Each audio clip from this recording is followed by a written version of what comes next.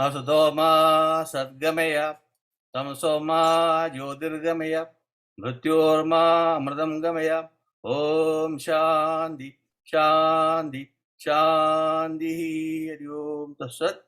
Namaste everyone. It is my great pleasure and honor to welcome all of you to our first Global Hindu Summit. Why we start this program?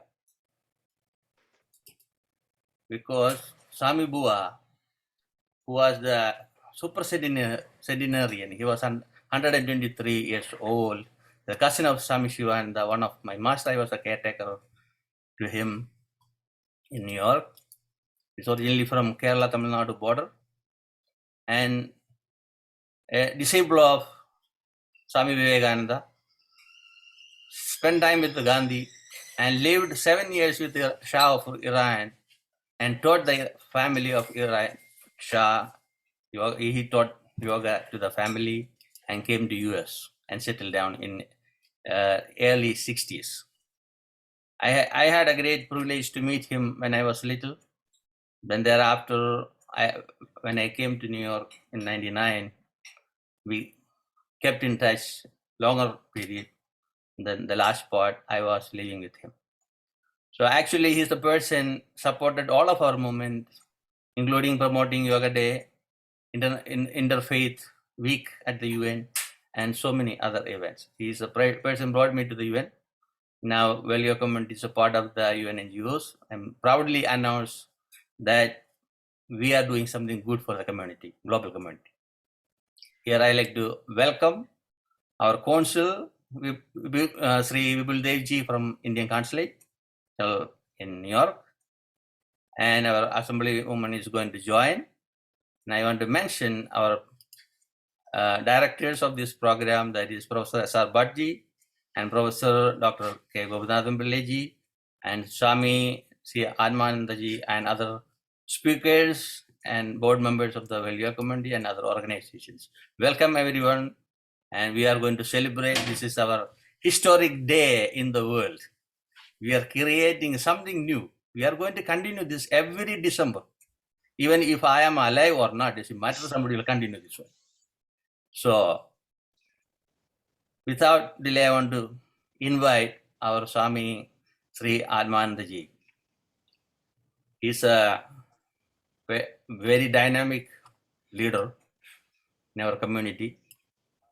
We have a beautiful ashram in Tiruvannamalai, Tamil Nadu. Very spiritually evolved person moving around, a global teacher. Swamiji, floor is for you.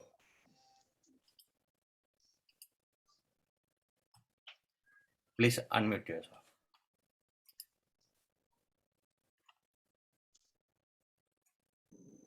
Om Krishnaya Vasudevaya Devakindanaya Thaya Govindaya Yesavaya Namo Namaha.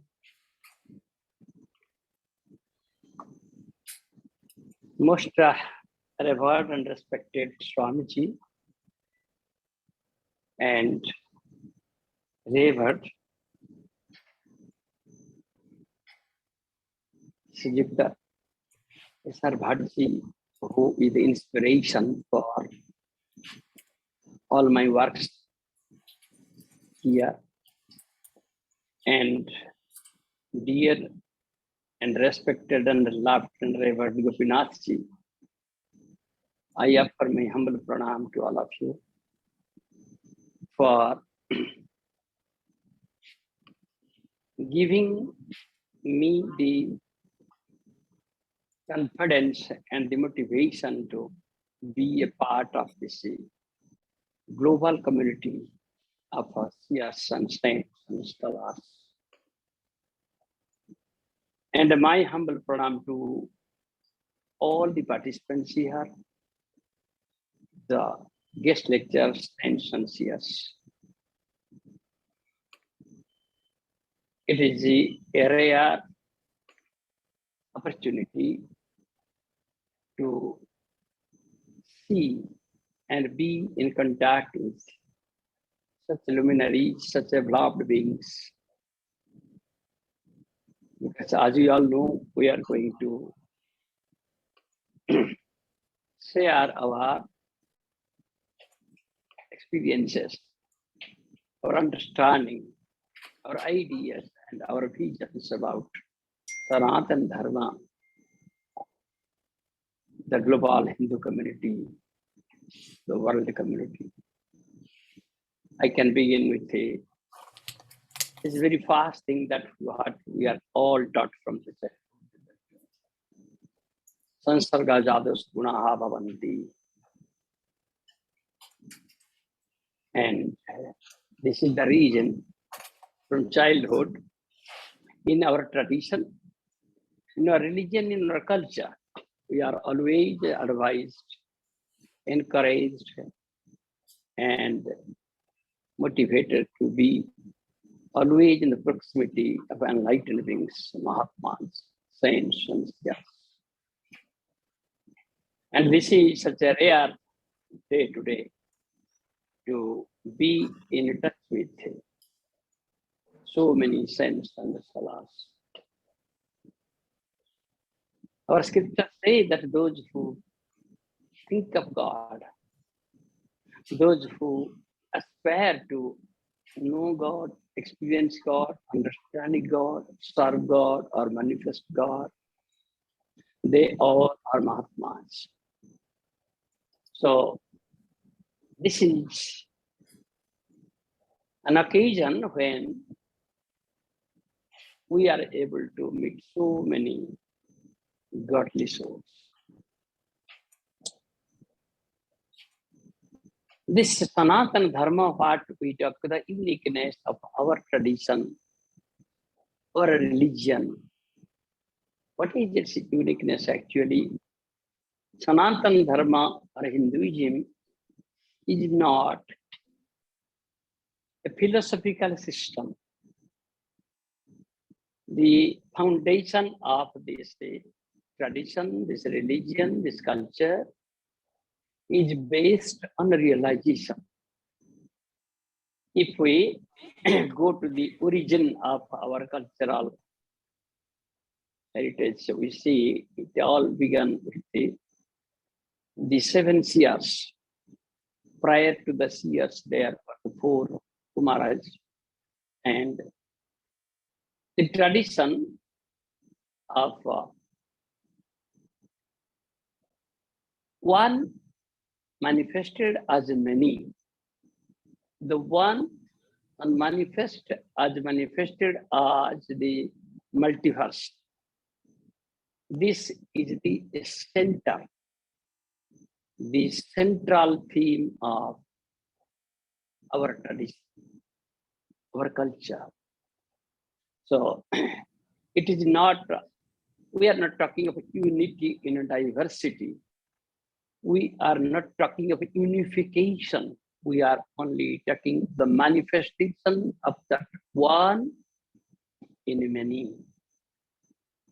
That one is present in everything, in every being.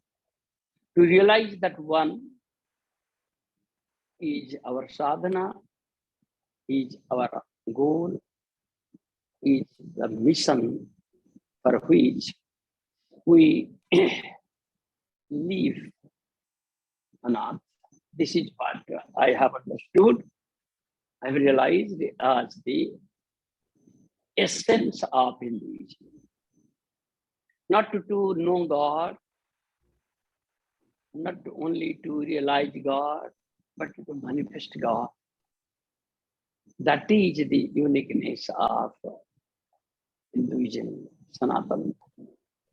Because this dharma, this religion, this tradition says the whole Brahmanda is nothing but a manifestation of that one immutable, eternal power, the Brahman.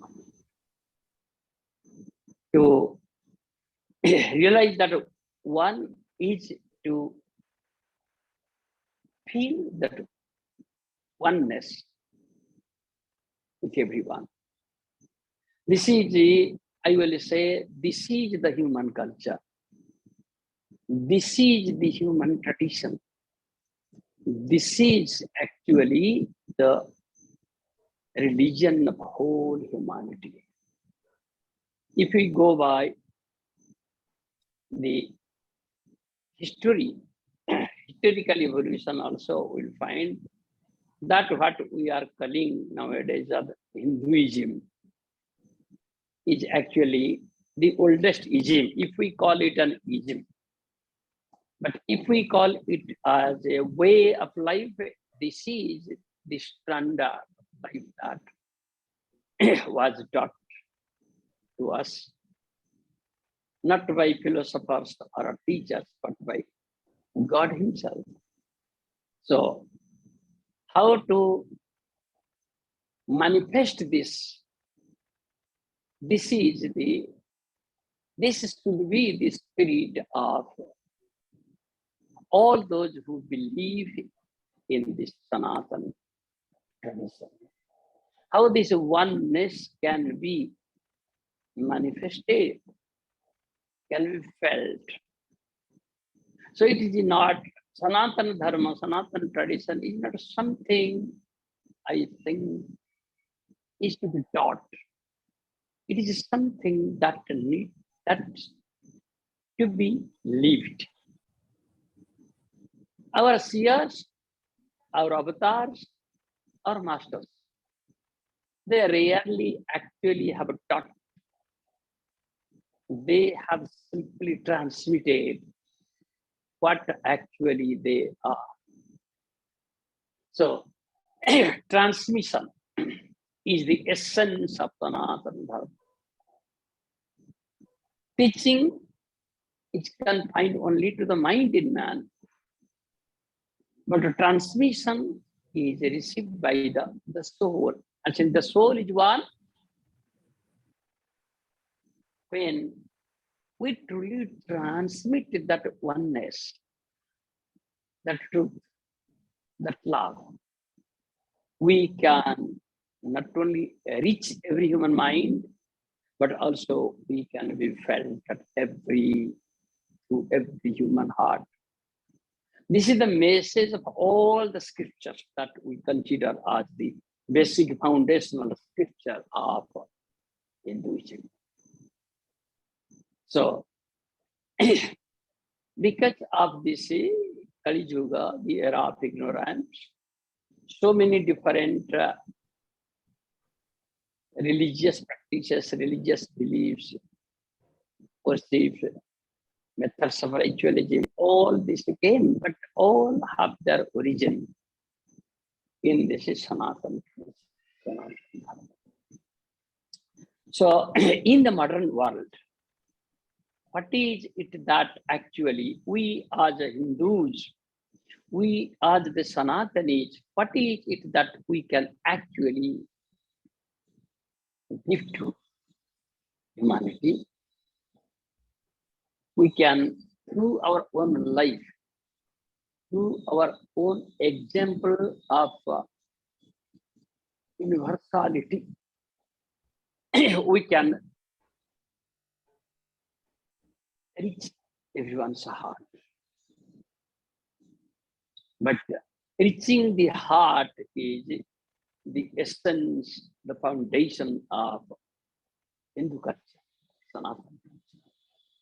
That is why we see everywhere in the world, every corner of the world, there is someone, there is a saint, there is a Mahatma, there is a scholar, there is a philosopher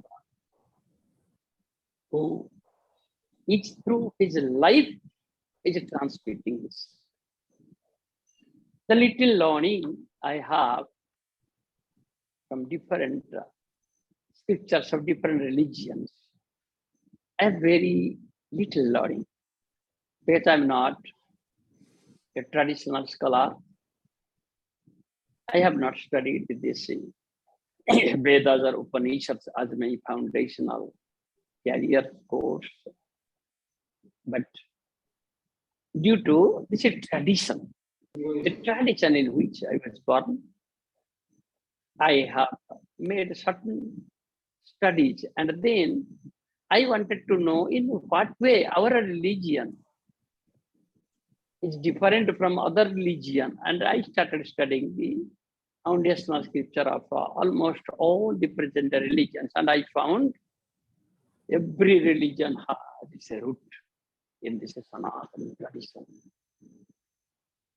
So, through this 7 days webinar, we will be able to listen to great luminaries.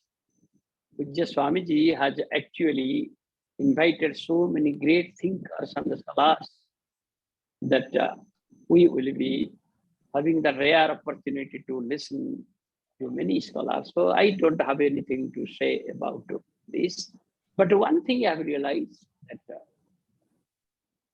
if we take out the name of the religion, we find that there is unanimity in every religion about the fundamental concepts that what we call the Sanatana, eternal dharma of human consciousness. So, with this introductory feeling of this oneness, I humbly pray to all of you to share your experiential and realizational truth as a member of this tradition which we call Sana.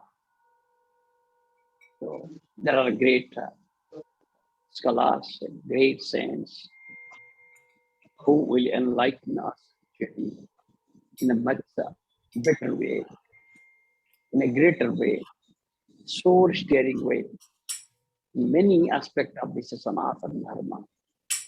So I would like to be a listener, and I would like to be a receiver of the transmission that all the great saints and scholars would like to transmit through these 7 days. Now, I have nothing more to say. I feel humble, I feel deep gratitude that an unknown person like me, who does not have many followers, has been invited to speak to this august assembly of this galaxy of the oceans. So please forgive me if anything that I say contradicts what you have understood. If anything I have said has made you uncomfortable, I ask forgiveness for that. Thank you all. Bless you all. And I have my humble thanks to all. Thank you, our blessed Swamiji, for gracing this occasion. And then we have another event coming up. So we'll continue our next 6 days. Please join anytime, make remarks. It was beautiful to listen to you. Thank you, Swamiji. I appreciate it. Now I like to invite one of our, I'll say a close friend. He is a consul, Sri Vibul Devji. Is a career diplomat from the Indian Foreign Service. Currently is serving as consul for political and press information and culture at the India Consulate General of India, New York. Previously, he has served in Buenos Aires and Islamabad apart from New Delhi. And I never know that he served in Argentina. We have value community in Argentina. I always go there. And he's most cheering, happy person at the Indian consulate. We always talk. We will Devji, floor is for you.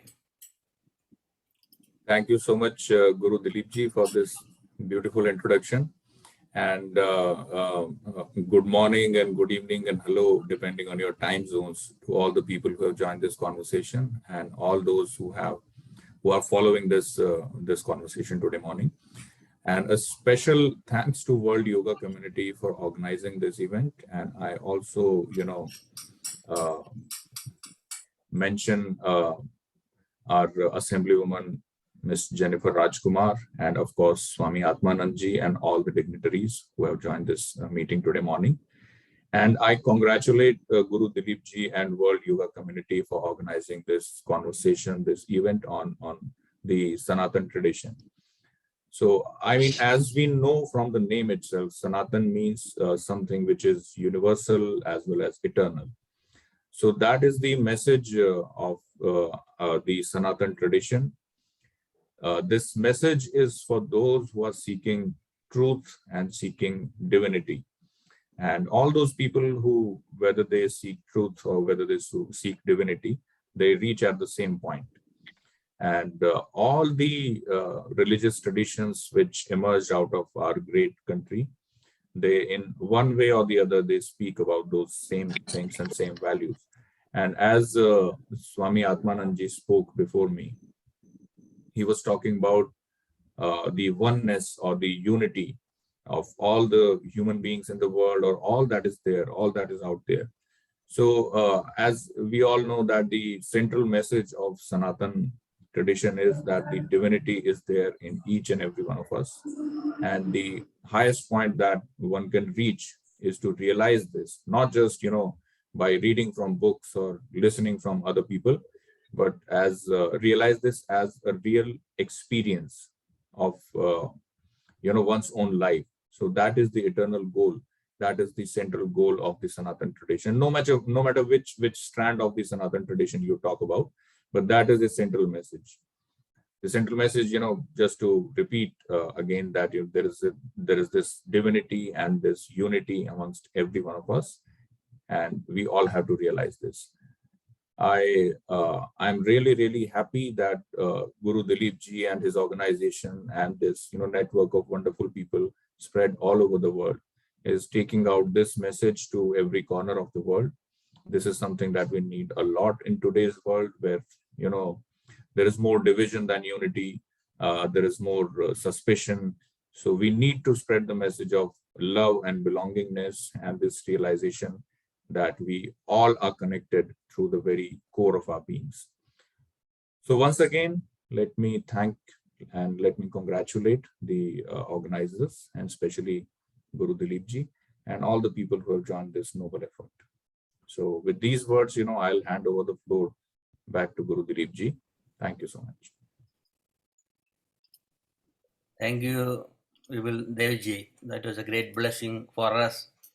You are joining as a guest of honor at this meeting, especially somebody is coming from Indian consulate as a protective office of all the Indians. We are so proud you join, and we are so happy you are part of our community in New York. And please be with us always, as you. Yes, of course. Consulate is part of the Indian community. We are part of the family here. We are, here to help out our people and be with them, through difficult times. Thank you, Ji. Appreciate it. Please convey my regards to consulate people, okay? Yes, sure, I will. Thank you. Now, Swami Bhadresh Akshardham president is present now. But sir, you can just see if he's around here, because we had requested him to be present at 7:50, and I saw him on the scene. Yeah, you just please. What is his Yes, name? Swamiji was here, yes. Bhagya.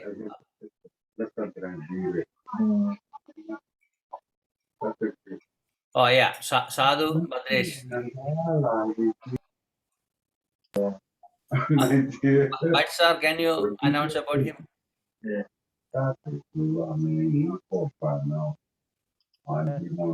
So, if he is not available, we can. He's here. You can introduce. I saw him. Kavi Bhagyesh ji. Sadhu Bhadresh Das ji, right? No, I have not seen him. No, you just introduce. I'll bring him to the I see. meeting. He belongs to a very powerful organization called Swami Narayana, and he this Bhadresh ji is now seen. So we offer our pranam to him, and he is the head of the Akshardham Research Foundation in New Delhi, and this foundation is doing wonderful work from cultural, educational, and social points of view. Where this Swaminarayan organization is a worldwide organization. It has branches all over the world. In case of Swami Sadhu Bhadresh ji, the most significant point is that he has commented upon the Brahma Sutras, the Bhagavad Gita, and the Upanishads, which we call as Prasthanatrayi. So he is a modern commentator on Prasthanatrayi and has made some very innovative and original contribution in his exposition.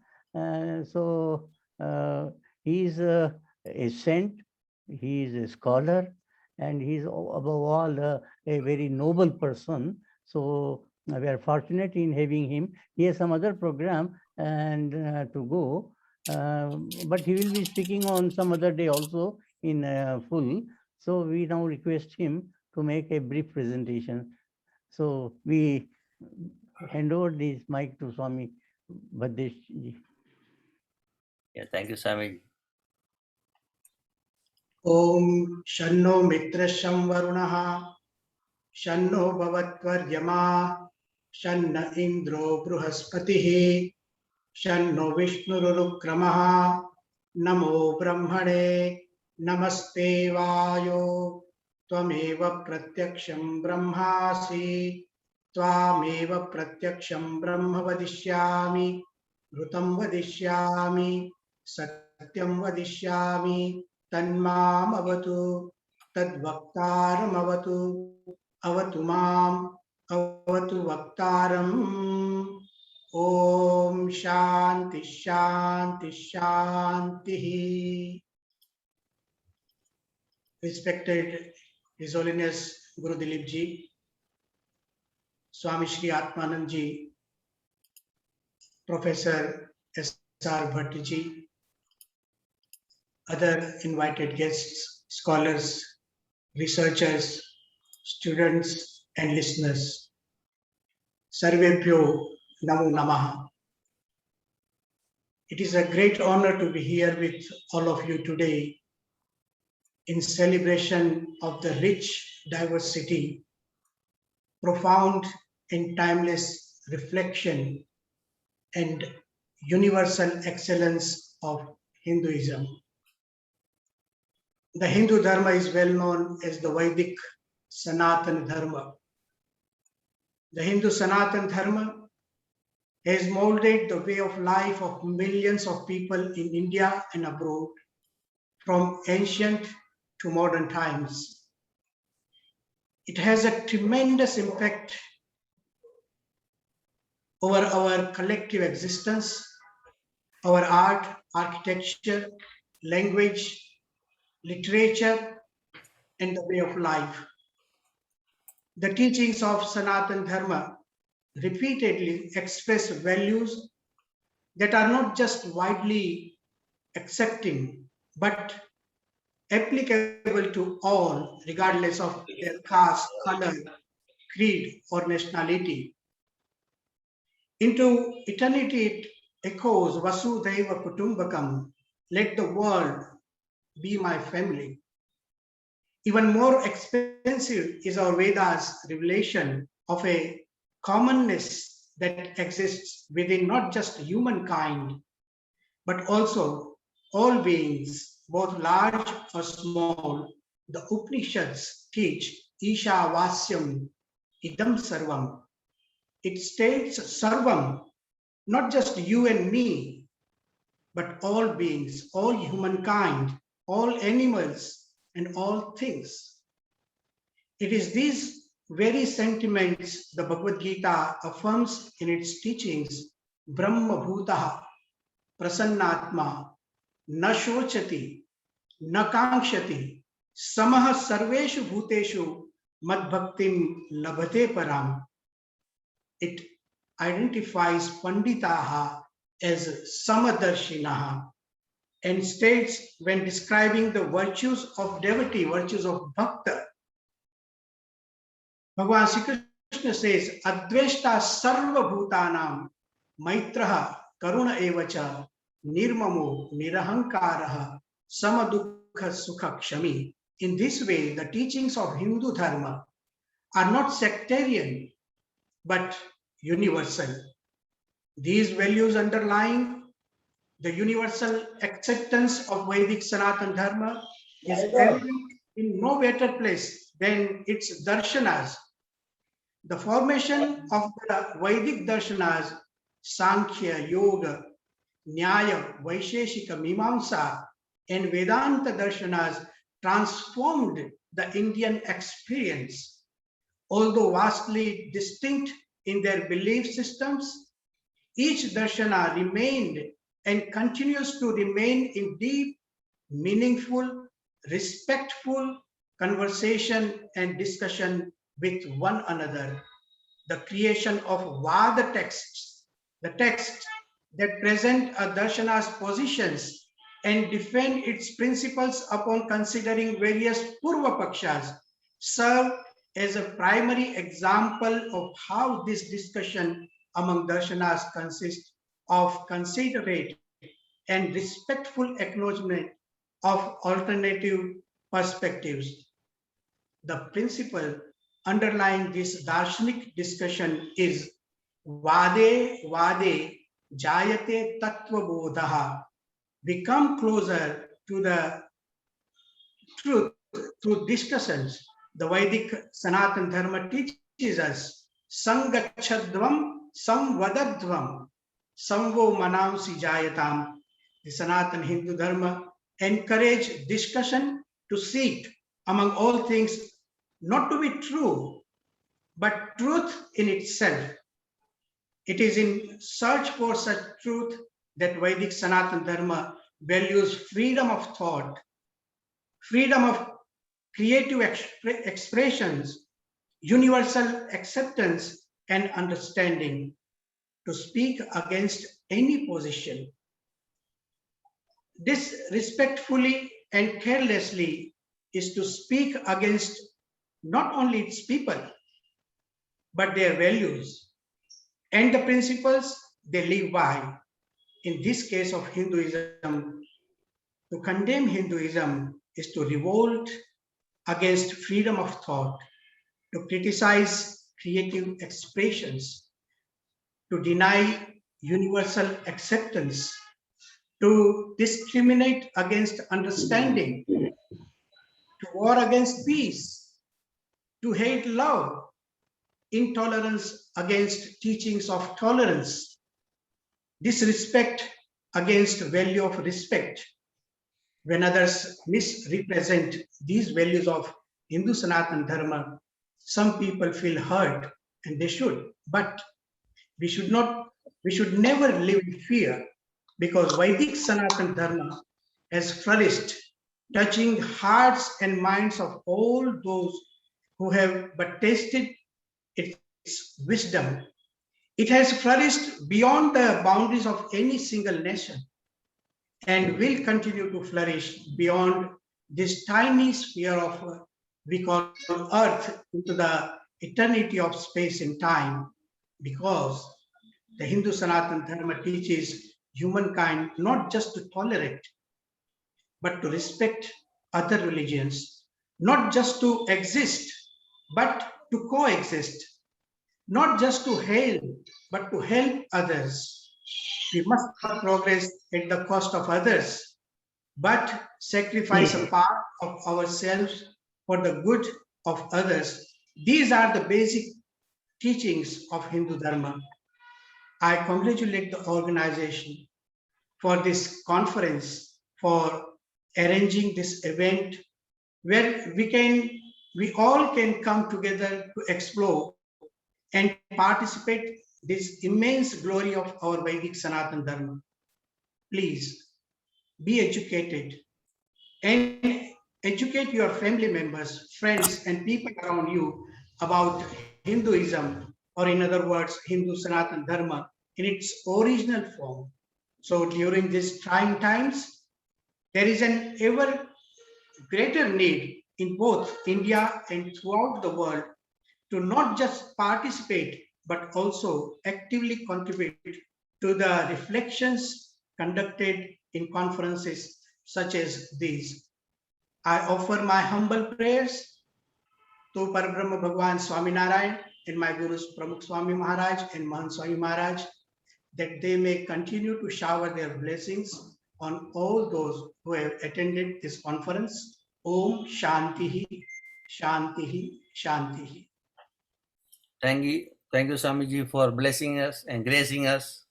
I mean, now you have busy schedule, and not only that, you are joining for another day for your presentation. Yes. Thank you so much. Thank you. Thank you. Now I like to invite one of our close friend, a spiritual sister, and the elected official, that is Assemblywoman Honorable Jenifer Rajkumar.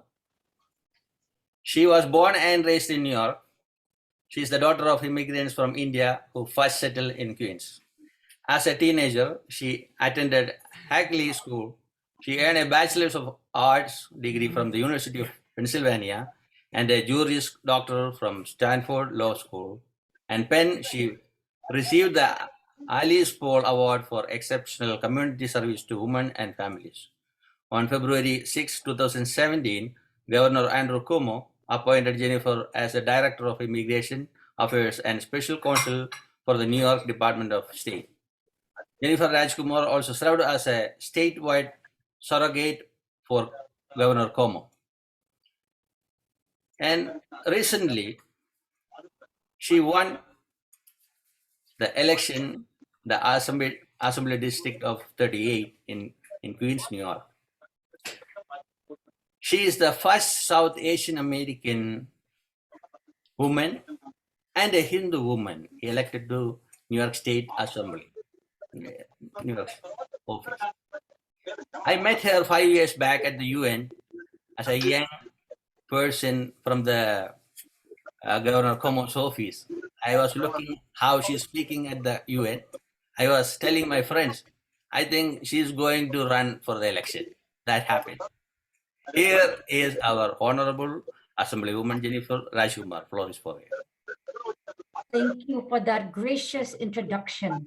Namaste, Sitaram, and greetings to everyone across New York State and the United States of America and all around the world. Greetings also to everyone watching in my ancestors' homeland of India, in Guyana, Nepal, and across the world. I am so proud to be here on this historic occasion of the first Hindu Global Summit. I commend my great friend, Guru Dileepji Maharaj, founder, global chairman, and CEO of the World Yoga Community, for his leadership, his friendship, and for organizing this groundbreaking summit. I want to mention something, because this is the first Hindu summit is happening, and we want a woman leader to inaugurate this event. That is for you to inaugurate this event. Thank you. Thank you. I'm so honored to inaugurate this historic Global Hindu Summit. It is a true honor. And I also would like to commend my good friend Vipul Dev and the Consul General of India, Ranbir Jaiswal, as well as the distinguished Swami who just spoke before me and graced us with his eloquence and his beautiful prayer. Last year, we made history.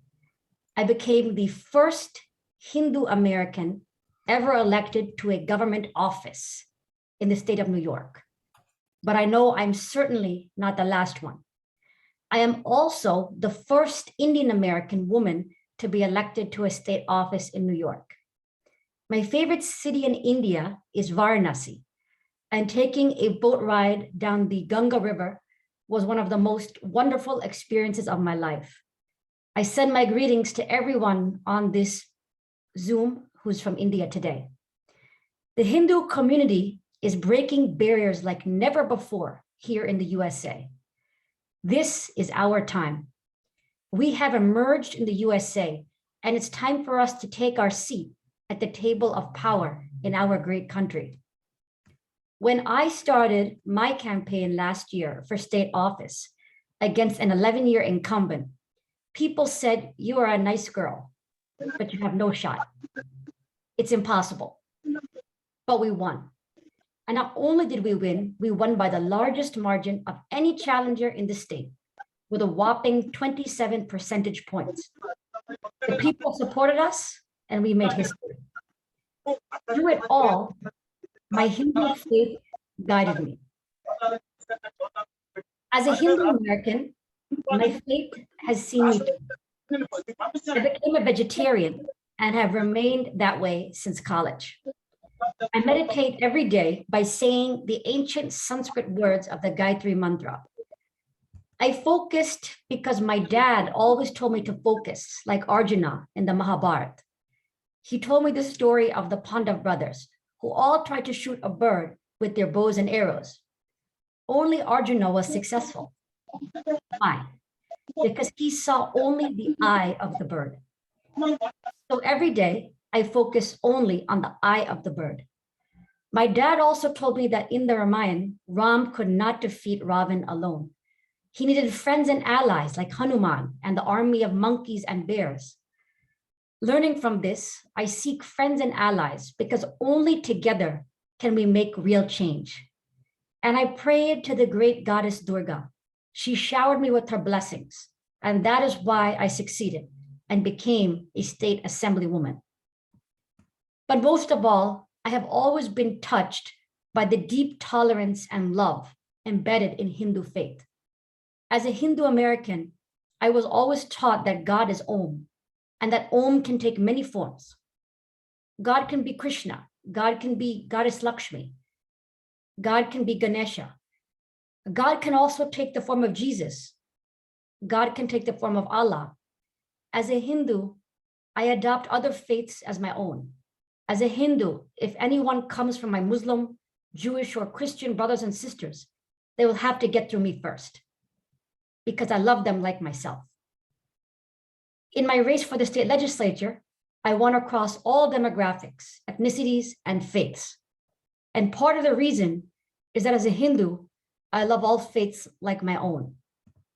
I am not the only American inspired by the Hindu principles of love, tolerance, and nonviolence. Martin Luther King Jr., one of our country's greatest civil rights heroes, writing his letter from a Birmingham jail, showed his deep influence from Gandhi and Hindu philosophy. India's Gandhi was the guiding light of our technique of nonviolence and social change, he said. Martin Luther King was a Christian and said he connected the Hindu thinker's nonviolent philosophy to the biblical teachings of Jesus, who said you should love your enemies and pray for those who persecute you. In fact, America's very first civil disobedience movement, decades before Martin Luther King, also employed similar nonviolent tactics inspired by Hinduism. It was the American women's suffrage movement led by Alice Paul. Alice Paul was arrested for campaigning for the right of American women to vote. She was imprisoned, and from prison, she launched a hunger strike, refusing to eat until voting rights were granted. The front page of the New York Times in 1990 even carried a headline about her. Hunger striker has not eaten for 72 hours. She will be forcibly fed.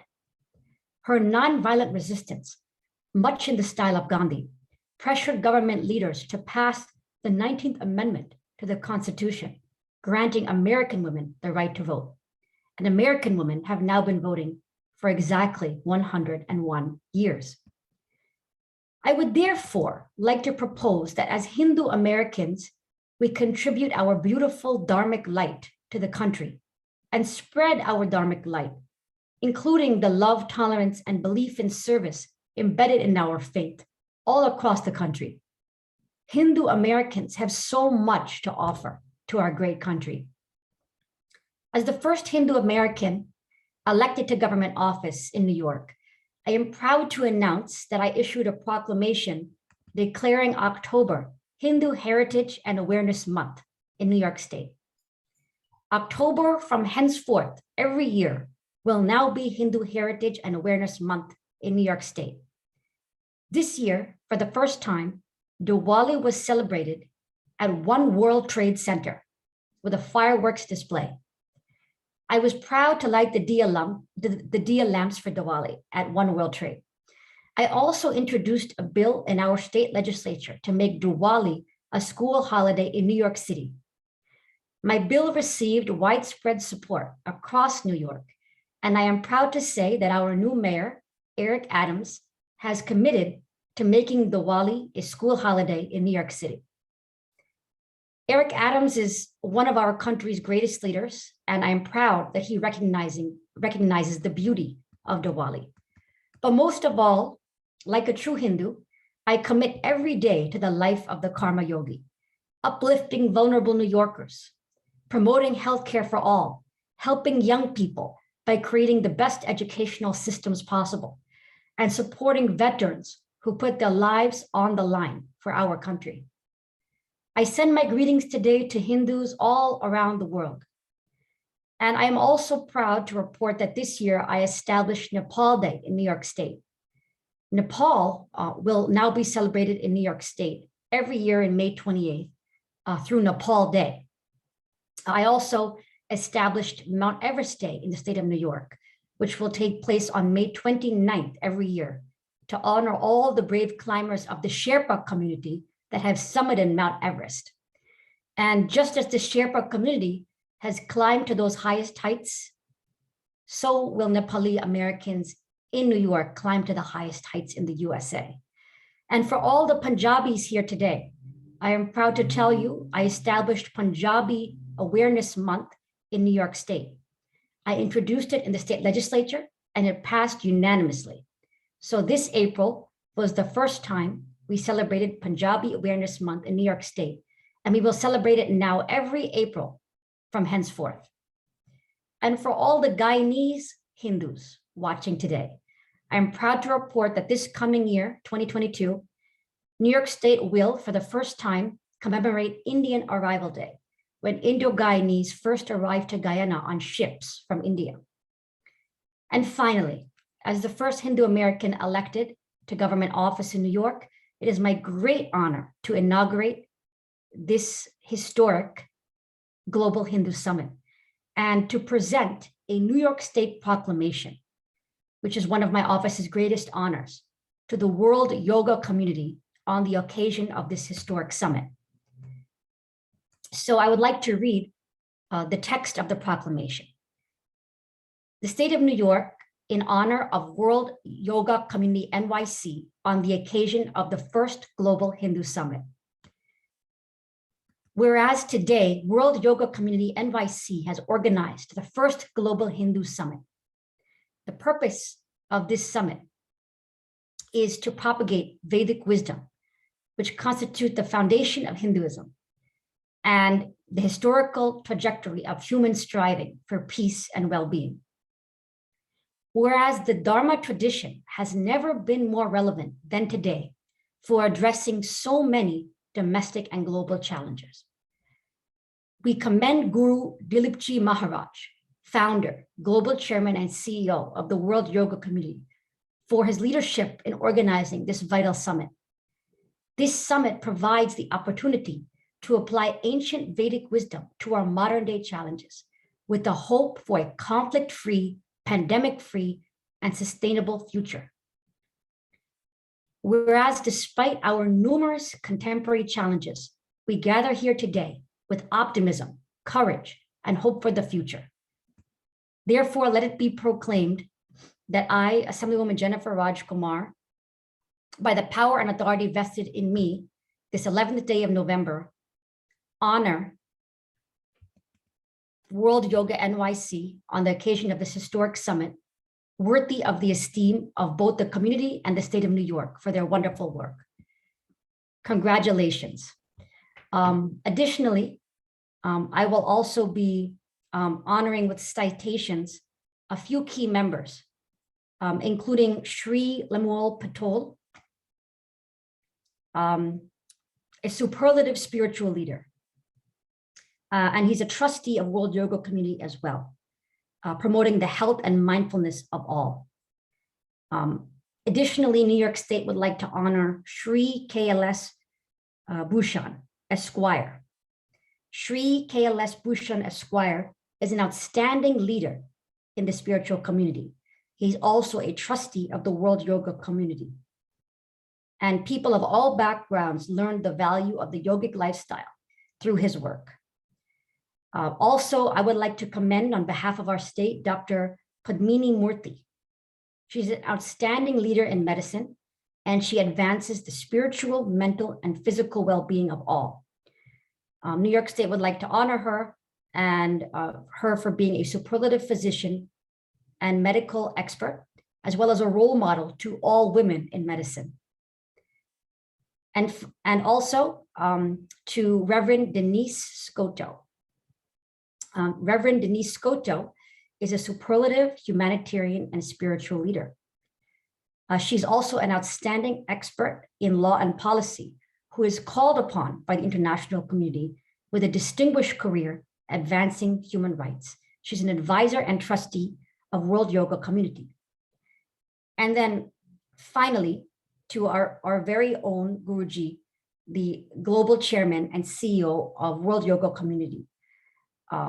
People of all backgrounds are benefiting, learning the value of yogic lifestyle. And under his esteemed leadership, this summit has convened today.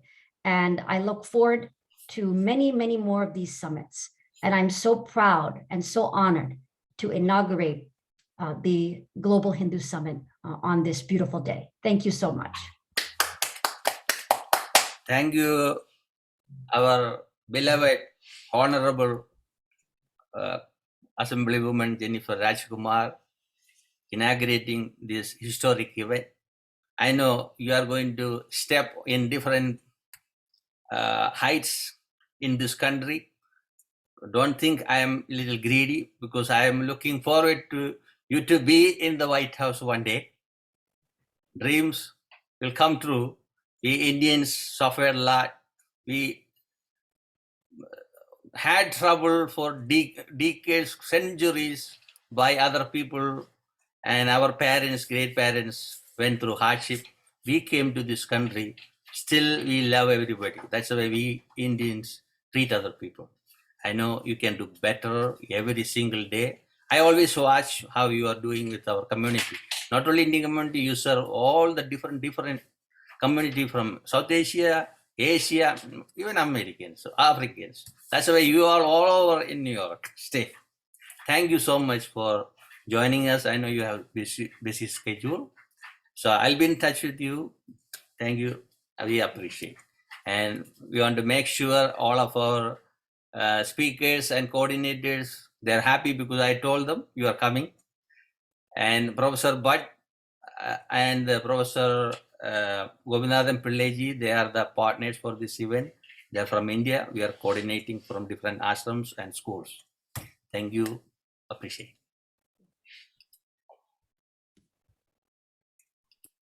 Now I like to introduce Professor Dr. K. Gopinathan Pillaiji. He's a senior fellow of the Shantigiri Research Foundation and former senior fellow of ICPR in India, and close friend of me from Kerala in Trivandrum.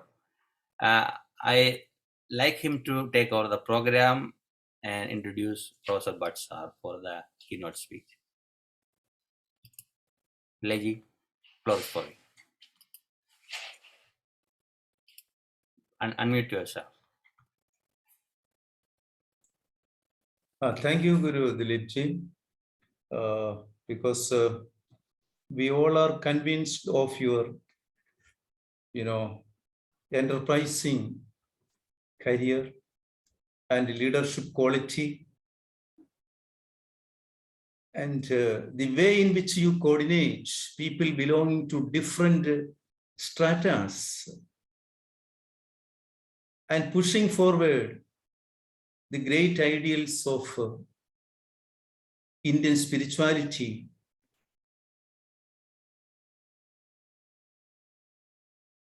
And let me introduce Professor S.R. Bhatt. Professor S.R. Bhatt, at present, he is the chairman of Indian Philosophy Congress, chairman Asian African Philosophy Congress, National Fellow, Indian Council of Social Science Research, Government of India.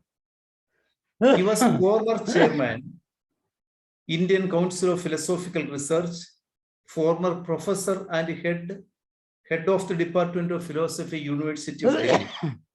Apart from this, because he is a very noted and focused living philosopher in India, and considering his multifaceted contribution to Indian philosophy and spirituality, he was honored by the Ministry of Culture, Government of India in 2019. And he has authored several books on Indian philosophy, spirituality, and written hundreds of articles in research journals. And moreover, he motivates young people. He encourages and motivates young people. And we invite Professor S.R. Bhatt to do the keynoting. And I hope that we know that he is the moving spirit behind all this organizational effort. So, Professor S.R. Bhatt, sir, please make your presentation. Thank you, Professor Gopinath Pillai-ji. It is a matter of great privilege to participate in this grand and noble program pertaining to the sublime Hindu Dharma, whose essence, Hindutva, is something which is grand and majestic. The object of this particular conference is to revisit and understand afresh the fundamentals of Hindu Sanatan Dharma. We call it as Sanatana because it has a what can be called as a very say hoary past, eventful present, and also a glorious future. And therefore, it has an eternal value. It is not just confined to India or to Hindus only. It is basically ecumenical and global in character. And therefore, the message, the ideas and ideals propounded in Hindu Dharma are meant for the whole humanity. These ideas and ideals are not only endearing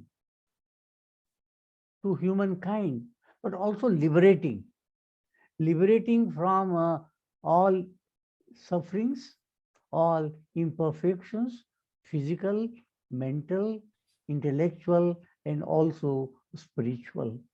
And therefore, Hindutva, which is the essence of Hinduism, is really grand and noble. Well, we find that this cosmos, which is a manifestation from one, the Hindu Dharma also has its first glorious apparition in the Vedic wisdom. A reference to this was made by, Madam Jenifer Rajkumar about, and others also, about the sublimity of Vedic wisdom. This Vedic wisdom is meant for all. It believes that the whole cosmos is a divine play, and therefore the divinity in it has to be experienced, is to be lived. In fact, Hindu Dharma is not just a religion or a sect. It is a way of life, a way of a noble life, a way of a civilized life. And its aim is to establish a virtuous society, a society in which all human beings have the spirit of love, compassion, mutual caring, and sharing. It believes that all of us have to not only exist, but coexist, exist peacefully, exist meaningfully, exist with the mutual help for mutual enhancement. And therefore, it is a participatory democracy which Hindu Dharma stands for. Here, we have not only peaceful coexistence, but also cooperative enterprises, mutual dependence. In fact, this whole cosmos has a dependent origination and interdependent existence. Every iota of the cosmos has a dependent origin, and every iota of the cosmos depends the other.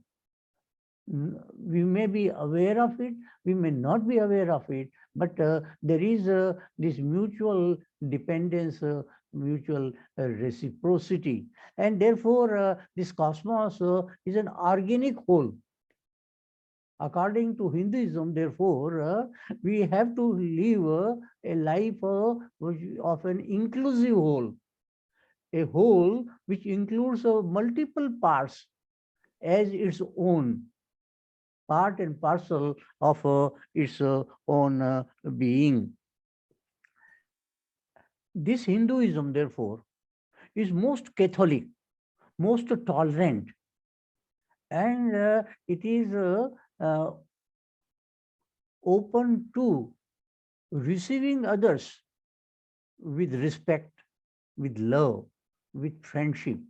And that's why we have this saying that Vasudhaiva Kutumbakam, the whole Vasudha, the whole cosmos is our family, one family. And in family, there are many members. Every member has its own particular location in the family, a particular position in the family, a particular responsibility also in the family. So in Hindu Dharma, we do not, we have never talked of rights. Always we have talked of obligations, duties, discharging our own, say, karmas. And this discharging of our karmas for universal wellness and universal happiness. Only when there is wellness, there is happiness. And happiness is the samambonam. Everyone wants to be happy. No one wants to be miserable. No one wants to be having some sort of suffering. And therefore, Hinduism believes that this cosmos is orderly, and we should also make our life orderly, in tune with the cosmic process. So this sort of immanent teleology, this inherent utility of meaning of our existence, well, this is the keynote of Hindu Dharma. Hindu Dharma, therefore, never talks of any injustice, never talks of any, say, jealousy, any hatred. It does not believe inherently in any sort of discrimination, because all of us belong, we say we are the progeny of the same God, and therefore we share the same bond. We are the son of the same ultimate reality, sons and daughters. And therefore, this Hindu Dharma is advocating a noble way of life.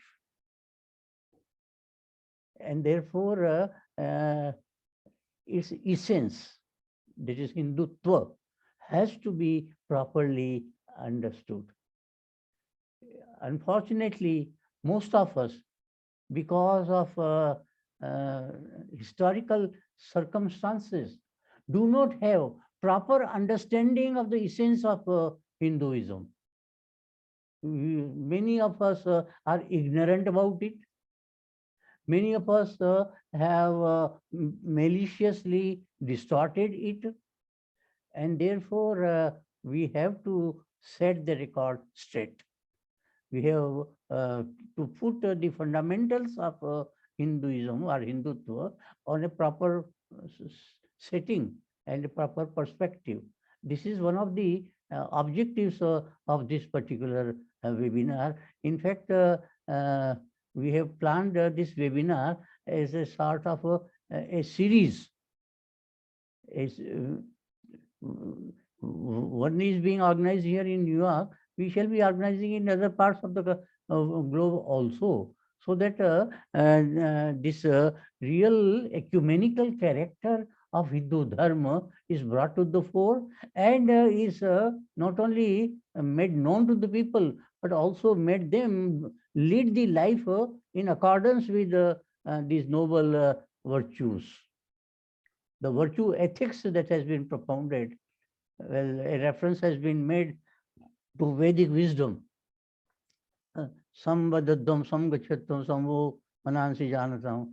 Well, this is there. Or sahana bhavatu, sahano bhunaktu, sahano sahaviryam karvavahe. So many such noble ideas are there in the Vedic Upanishadic thought, that they alone can ensure cosmic peace, cosmic wellness, and beatitude, bliss in the cosmos. It is a fervent belief in the Hindu Dharma that this world is a place for enjoyment, not for suffering. And we human beings, who are the highest evolute in the cosmic process, have a special responsibility to make this world, empirical world, the mundane world, worth living by our purusharthas, by our proper enterprises, proper endeavors. And therefore, we have a scheme of purushartha, both for material prosperity and also for spiritual enhancement. We call them as prayasa and shreyasa. So we have a symbiosis of, it's a holistic approach. Well, we do not believe that there has to be compartmentalization to understand the reality. Of course, reality is a whole. Of course, it admits of some special compartmentalized teachings, but then those teachings are to be understood in their proper perspective. They cannot replace the whole. The whole is primary, parts are only subsidiary. So there has to be a sort of belongingness on the part of the parts to the whole. And the whole also owns up the parts. This sort of reciprocity is there. So we have this sort of an organismic understanding of the entire world, the entire reality in Hindu Dharma. Hindu Dharma, therefore, is something which is noble.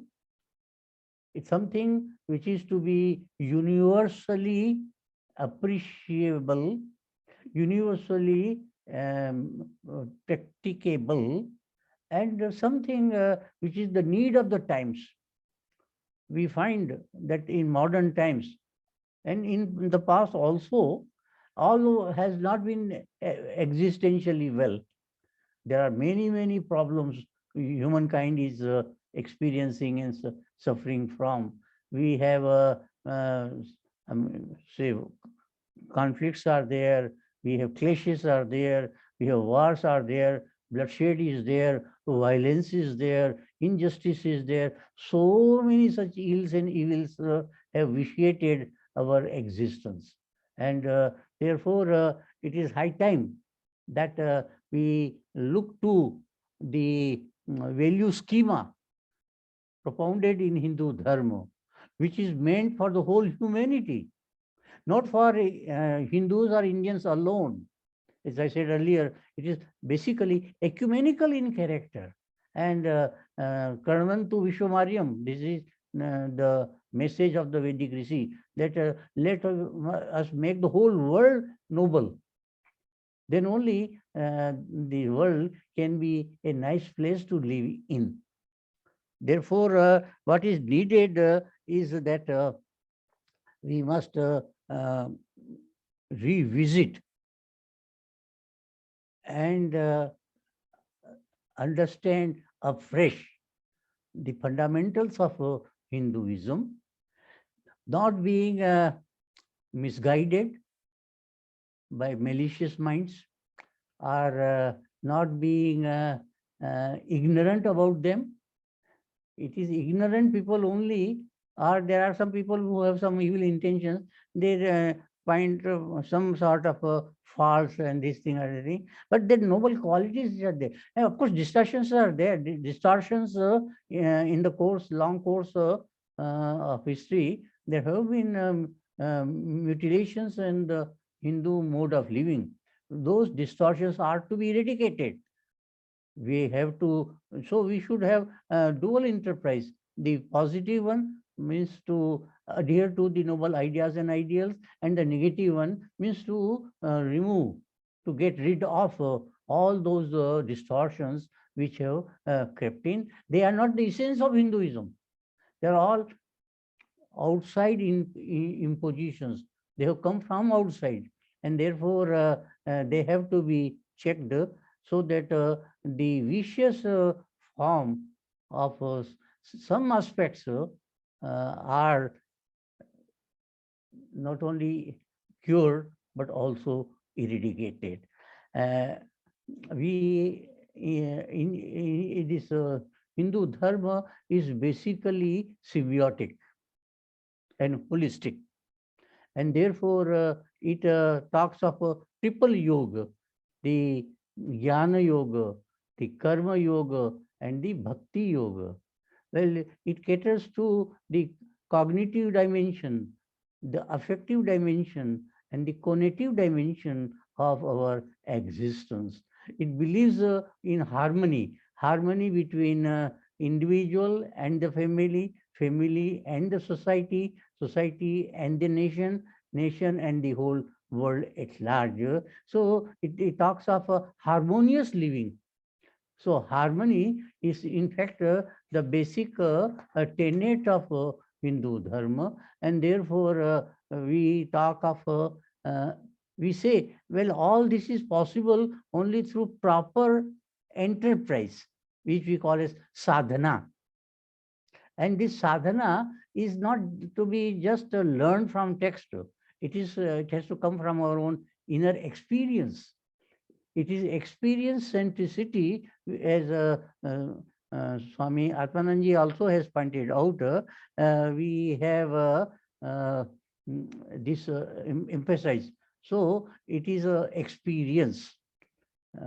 Hindu mind is in fact intuitive, and has emphasized intuitive apprehension of the real nature of reality, truth.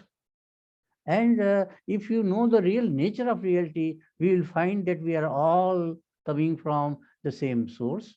And if you are all coming from the same source, we must love each other. There should be friendship. There should not be any injustice.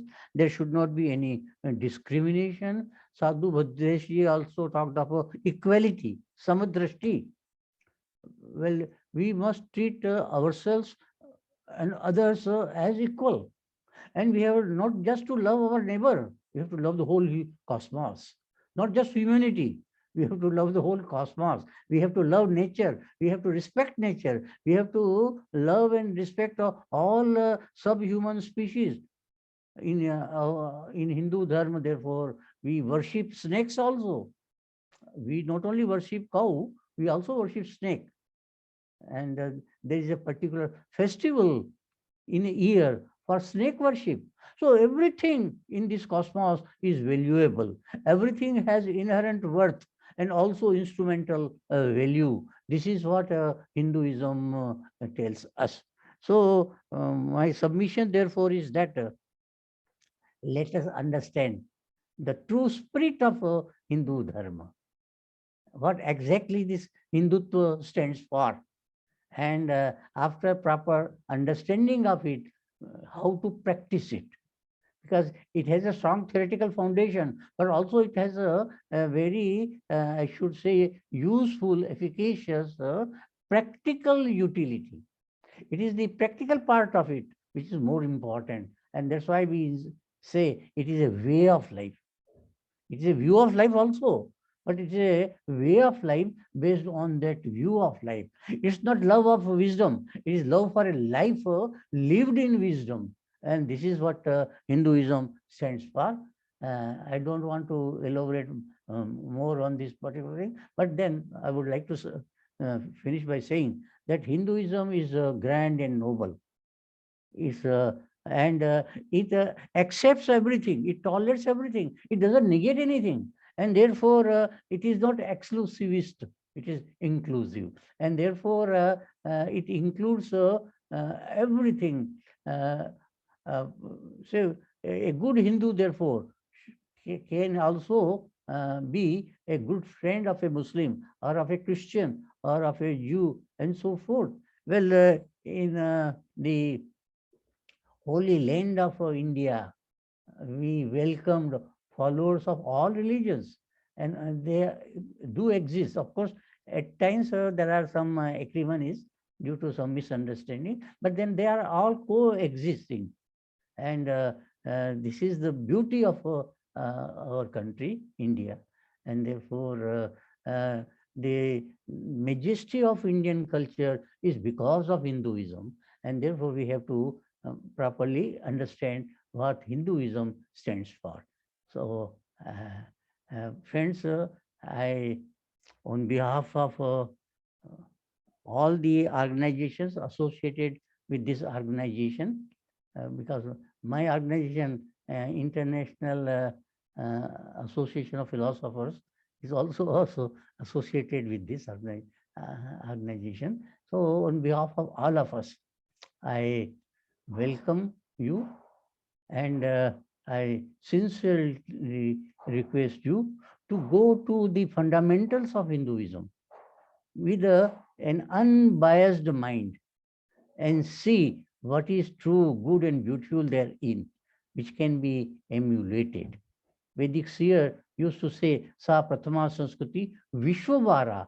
It is something which is to be emulated by the whole world. But then we have to put it in a proper form so that it endears the humanity, all mankind, and it liberates them from their all sorts of narrowness, all sorts of evil tendencies. To use the Bhagavad Gita, well, they have, many of us have asuri vritti, this evil mindset. So we have to get rid of this evilness and have a Devi vritti, the divine consciousness. So let us have, I pray that let us all have that sort of divine consciousness, the enlightened consciousness, so that our conduct also becomes so enlightened. Thank you very much. Over to now, Gopiji. Professor Dileepji, Dileepji, I think we had to, Professor Dr. Kapil Kapoor ji is going to join. Dileepji, he is trying to join. He is trying and he is unable to join, but he will join in few minutes. Okay. Please. Yeah. So, do you like to speak now before he is coming in? Who else is there? Villager, do you like to speak now before he's getting in? Or you can invite that mother. Okay. Mother, yeah. So I like to invite our grandmother Patricia Ann Davis for a Native American prayer and a brief message. Thank you, Guruji. Thank you. Thank you for this invitation. A warm heart-to-heart hug to everyone. From my fireplace to the hearth of your homes, welcome all my relatives, my spiritual family. We call ourselves Dene. Is we're all a precious child of the holy people. I'm born of the Mississippi Band of Choctaw for the Tachitni and the Kia'ani authentic medicine clans of the Dene. We're all equally a precious child of Creator within the natural order of creation. And this all-encompassing concept and reality, spiritual reality, we call Hojo. Our esoteric language only speaks in oneness that we call Hojo. And we are united in our intention to bring the unifying principles of living the loving way as a way of life. And in alignment within the oneness of the natural order, we call Hojo Ina. And in this special prayer, we celebrate this global Hindu summit with reverence for our sacred self within, and with reverence for our sacred place within the universe. And thus we affirm that we're all equally within the supreme soul purpose of serving in the world with our unique knowledge, our wisdom, our genius gifts to alleviate suffering. And we are all governed by the law of the will to love and goodwill. So from the indigenous lens, as we're all born spiritually holy, in our holiness and our wholeness of the light, within the light, Divine Mother and Loving Father, Divine Father and Loving Mother, Nahasan Hima, Jonah E Yadashil Hashje Howan, speaking only what is beautiful and true for families, women, children, communities, and governing nations, and also teaching the principles of using our power within us to have power with one another. And we purify and bless this gathering within the sacred circle of life with our holy thinking, Ahozen, with our clear and congruent thinking, Sahakes. We acknowledge and we have gratitude. We have gratitude. We appreciate everyone here. And we are also listening to the wise and compassionate speakers today and throughout the week.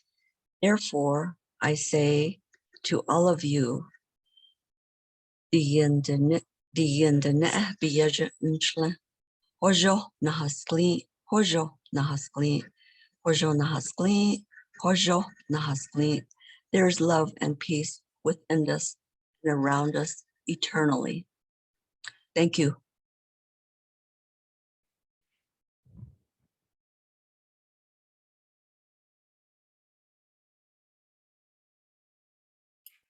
Thank you, grandmother, for that beautiful prayer and message. You're always kind to us. Even I can call anytime, ask your help and blessings.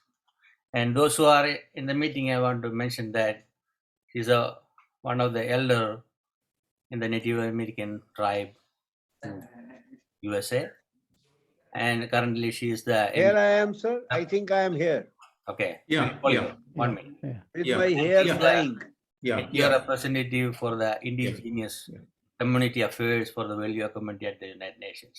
Namaskar. Thank you, Namaskar. Yeah, namaskar, sir. Namaskar. Namaskar, Kapil ji. Yes, Kapil sir. Now ji, I'd like namaskar. to invite Professor S.R. Bhatt ji to introduce our Professor Dr. Kapil Kapoor ji. Professor Kapil Kapoor Right. is a versatile genius having many fields of his expertise. He was a professor and a rector, vice rector in Jawaharlal Nehru University, which is a very prestigious university of India. He has been the editor of a multi-volume encyclopedia of Hinduism. And it was a really wonderful achievement on his part. He is also president of Indian Institute of Advanced Study, Shimla, which is a research institute of Government of India, a very prestigious institute, wherein many fellows are invited, made to stay and do research of very high quality. And therefore, under his guidance, the institute has done very well. Professor Kapoor has been giving lectures in many fora. He is very much invited by different organizations to make, and always he comes with some original ideas. That's the beauty of it. So we welcome Professor Kapil Kapoor, and Professor Kapoor, now the floor is yours. So Professor Kapil Kapoor was in the midst of some urgent meeting. On our special request, he joined for some time. Thank you, Professor Kapil Kapoor. Thank you very much. No, Pillai-ji, in fact, it's my proud privilege. It's my proud privilege and a great honor for me to be asked to join a very important and a foundation, a kind of collectivity which is doing so much good work for the Hindu civilization. And I am grateful to you, Pillai-ji, but I am very grateful to Bhattji, S.R. Bhattji, who initially told me that I must, must join and try to say something. And I'm glad that I am here. And in fact, we are in the midst of a kind of no, I will not use the word crisis. I will say a challenge to Hindu civilization. This is not the first time that the Hindu civilization has faced a challenge. If you allow me, I will like to once again reiterate that the UNESCO had once prepared a list of 46 civilizations, human civilizations. Out of those 46 human civilizations, it's only our Hindu civilization which has survived and which is still alive and kicking, and in fact, very, very, very, very living, both in terms of thought, in terms of vichara, and also in terms of karma, activity. In fact, the observers, those who are observing India of today, since 2014, we all are aware that India is now on an upward swing. Of course, there are many enemies, external and internal, and we face very many obstacles, obstructions.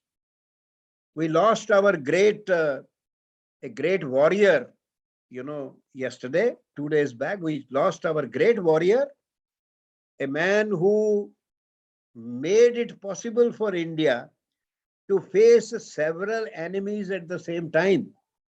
And I must once again remind everybody, sir, that in the classic tale of Mahabharata, Abhimanyu was surrounded by enemies. And even when he died in glory. But finally, a smaller number of army, the nine Akshohinis of the Pandavas, they prevailed over 11 Akshohinis of Mahabharata, of Kauravas. The great battle Mahabharata, if we look at the participants, you find that even today, the oppositions are the same.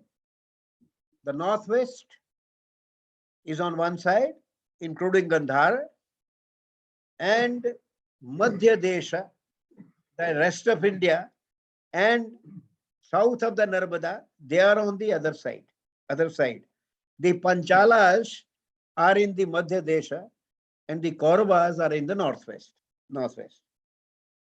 This is a perennial challenge. In fact, I often say that why has Hindu civilization survived when 45 civilizations have perished? It's because from day one, our civilization has been challenged. And we have produced great defenders, warriors, who have defended our civilization both by Shastra, weapon, and by Shastra, by ideas. We have defended in both ways, through both. In fact, in the Atharva Veda Bhumi Sukta, as far back as that, many people react to the word Rashtra. The moment you say Hindu Rashtra, people say you are an RSS man. Now, this word Rashtra is not invented by RSS. It is not invented by BJP. It is there in the Atharva Veda Bhumi Sukta, in which the poet prays that, O Mother Earth, destroy those who want to subdue my Rashtra by Shastra or Shastra. The poet is saying, O Mother Earth, O Goddess, destroy my enemies, Shatru, who want to subdue me by either their weapons or by their ideas.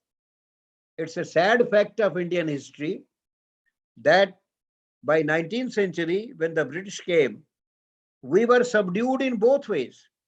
We were subdued, but when I say subdued, let there be no mistake. People often say that the Hindu armies were always defeated. This is not true. It's not true. I will like to quote Karl Marx. Karl Marx has a small book, Notes on Indian History. Karl Marx asks a question. How is it that the invading Islamic Arab armies, they conquered and converted Iran? The great Persians, Darius and Xerxes and so on, the Persian Empire, which was fighting the Greek states for eons, you see.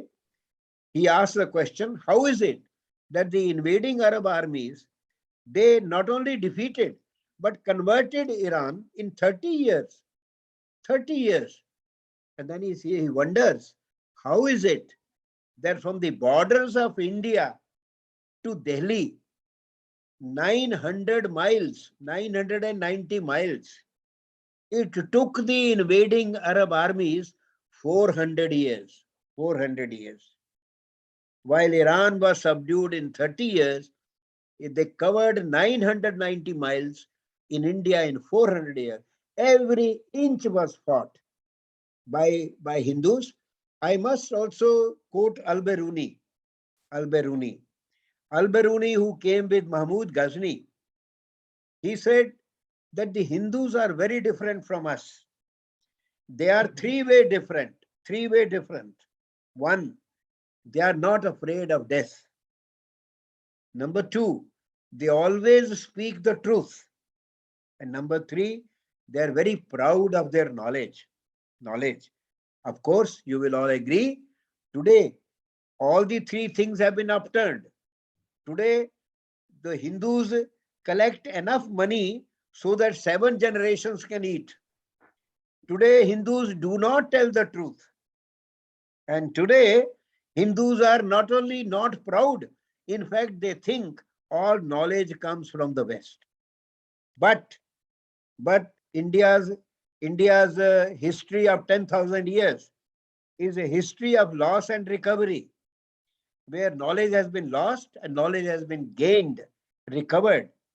And in fact, why the civilization? What is a continuity of a civilization? What do we mean when we say Hindu civilization has continued? By continuity of civilization, we mean the continuity of its knowledge. India has been a knowledge-centered civilization from day one. We have the world's oldest book. We have the world's first poetry, world's first prose, world's first book of grammar, world's first book of arithmetic, world's first book of phonetics, world's first book of social sciences. And you can go on and on and on.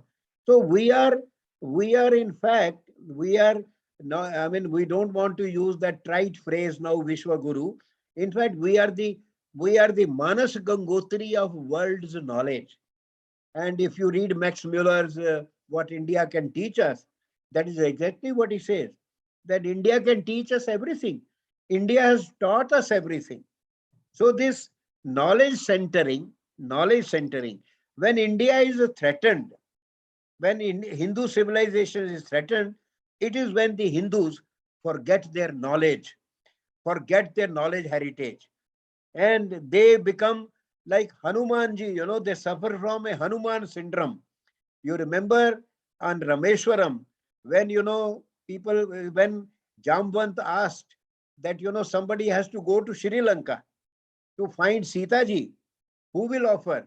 Nobody offered. And then Hanumanji sitting in the last line, Jamvant said, Hanuman, why don't you stand up? You have forgotten your power. How powerful you are. You were cursed by the rishis that you will forget your power till somebody reminds you. I am reminding you. And when he said that, Hanumanji got up and he became Parvatakara and he jumped across. So the entire Hindu community today is suffering from Hanuman syndrome. We have forgotten our power. How powerful we are. And sir, no power is greater than the power of knowledge. Nothing purifies more than knowledge. And remember Patanjali of the Mahabhashya, his sculpture in Chidambaram temple is, where upper half is human and the lower half is Sheshanaga. Now Sheshanaga is the guardian of wealth. But what greater wealth than knowledge? That is what we believe. We Hindus believe the greatest wealth is the wealth of knowledge. And Patanjali, who defended knowledge, therefore Patanjali is portrayed as a Sheshanaga. So our knowledge-centered civilization has survived, is living, even today it's living. We have had periods of loss and recovery. We have the Vyasa Parampara, 28 Vyasas. That means 28 times we have lost our knowledge and recovered it again. We all know after the Mahabharat war, Janmajay, the grandson of Parikshit, he held a Nag Yagya in Delhi's Nigam Bodh Ghat, where these days people are cremated. But it is Nigam Bodh Ghat, the place where Nigmas, the Vedas were rediscovered, reconstructed, Puna Jagrit kiya gaya. That of Mahabharat ka to attested hai that in the Mahabharat war, where great grammarians like Shalya were driving chariots, and they died. The knowledge was dispersed. The books were lost. But in the Janmajaya, there it was all recovered, reconstructed. And if we read Max Muller, much abused Max Muller, but very bad, very wrongly, unjustly, maligned Max Muller. Max Muller spent 62 years on Indian manuscripts, and he reconstructed 23 texts, major texts of Indian tradition. And he says that if all the copies of the Rig Veda are lost, you can reconstruct them from the minds of the people.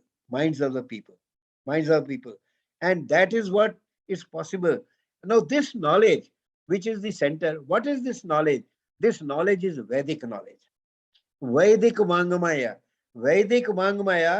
with a Veda, a Samhita, then corresponding Brahmanas, then corresponding Aranyakas, corresponding Upanishads, corresponding Pratishakyas, a massive body of knowledge literature. Remember, sir, mind you, Vedas are not religious texts. We don't have religious texts. You can tear the Veda in public. You can burn it. Nobody will mind. You can't burn the religious texts of other people. But we have no religious texts. We have knowledge texts.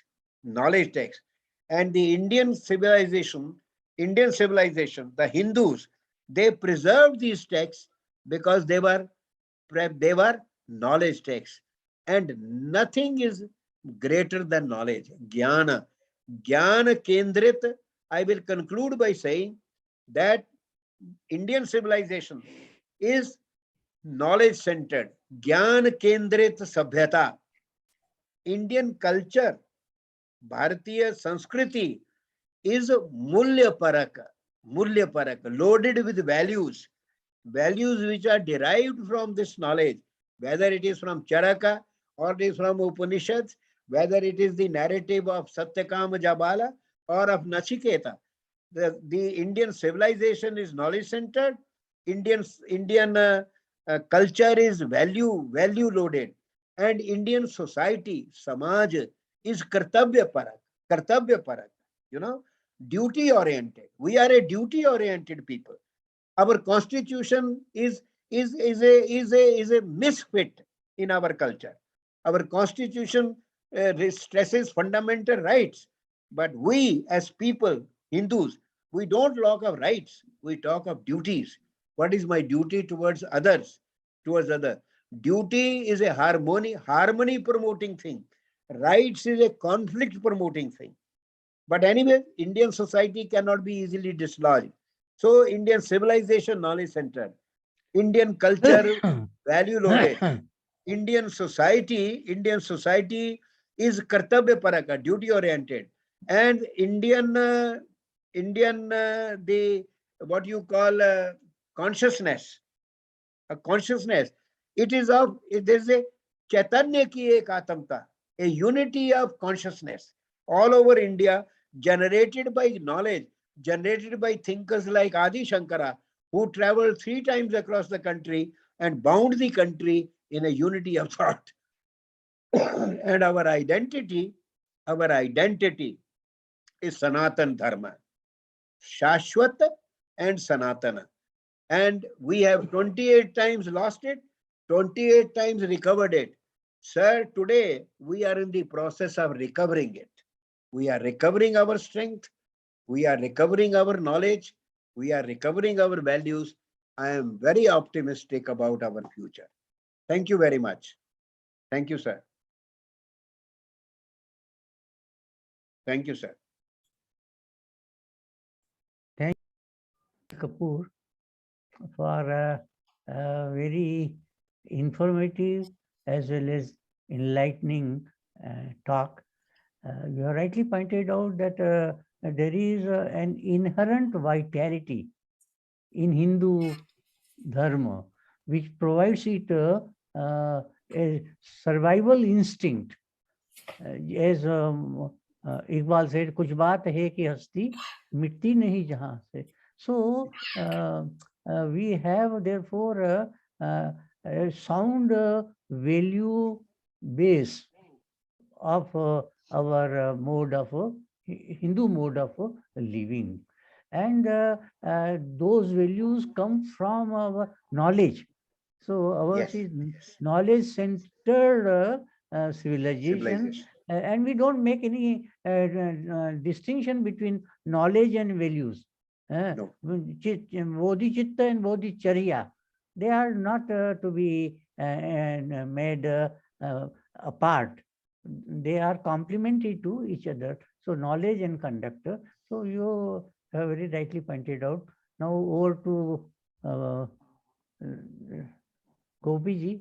Now Gopiji may take over. Yeah. Yeah, Professor Kapil Kapoor ji, our immense thanks, and you have enlightened us because your this 5-10 minutes presentation amply testifies the depth of your intuitive knowledge and you know, the way you approach things, and because we have been, you know, on this path of disseminating and unraveling and disseminating the core wisdom of Indian spirituality and philosophy for the last 2-3 years under the leadership of Professor S.R. Bhatt.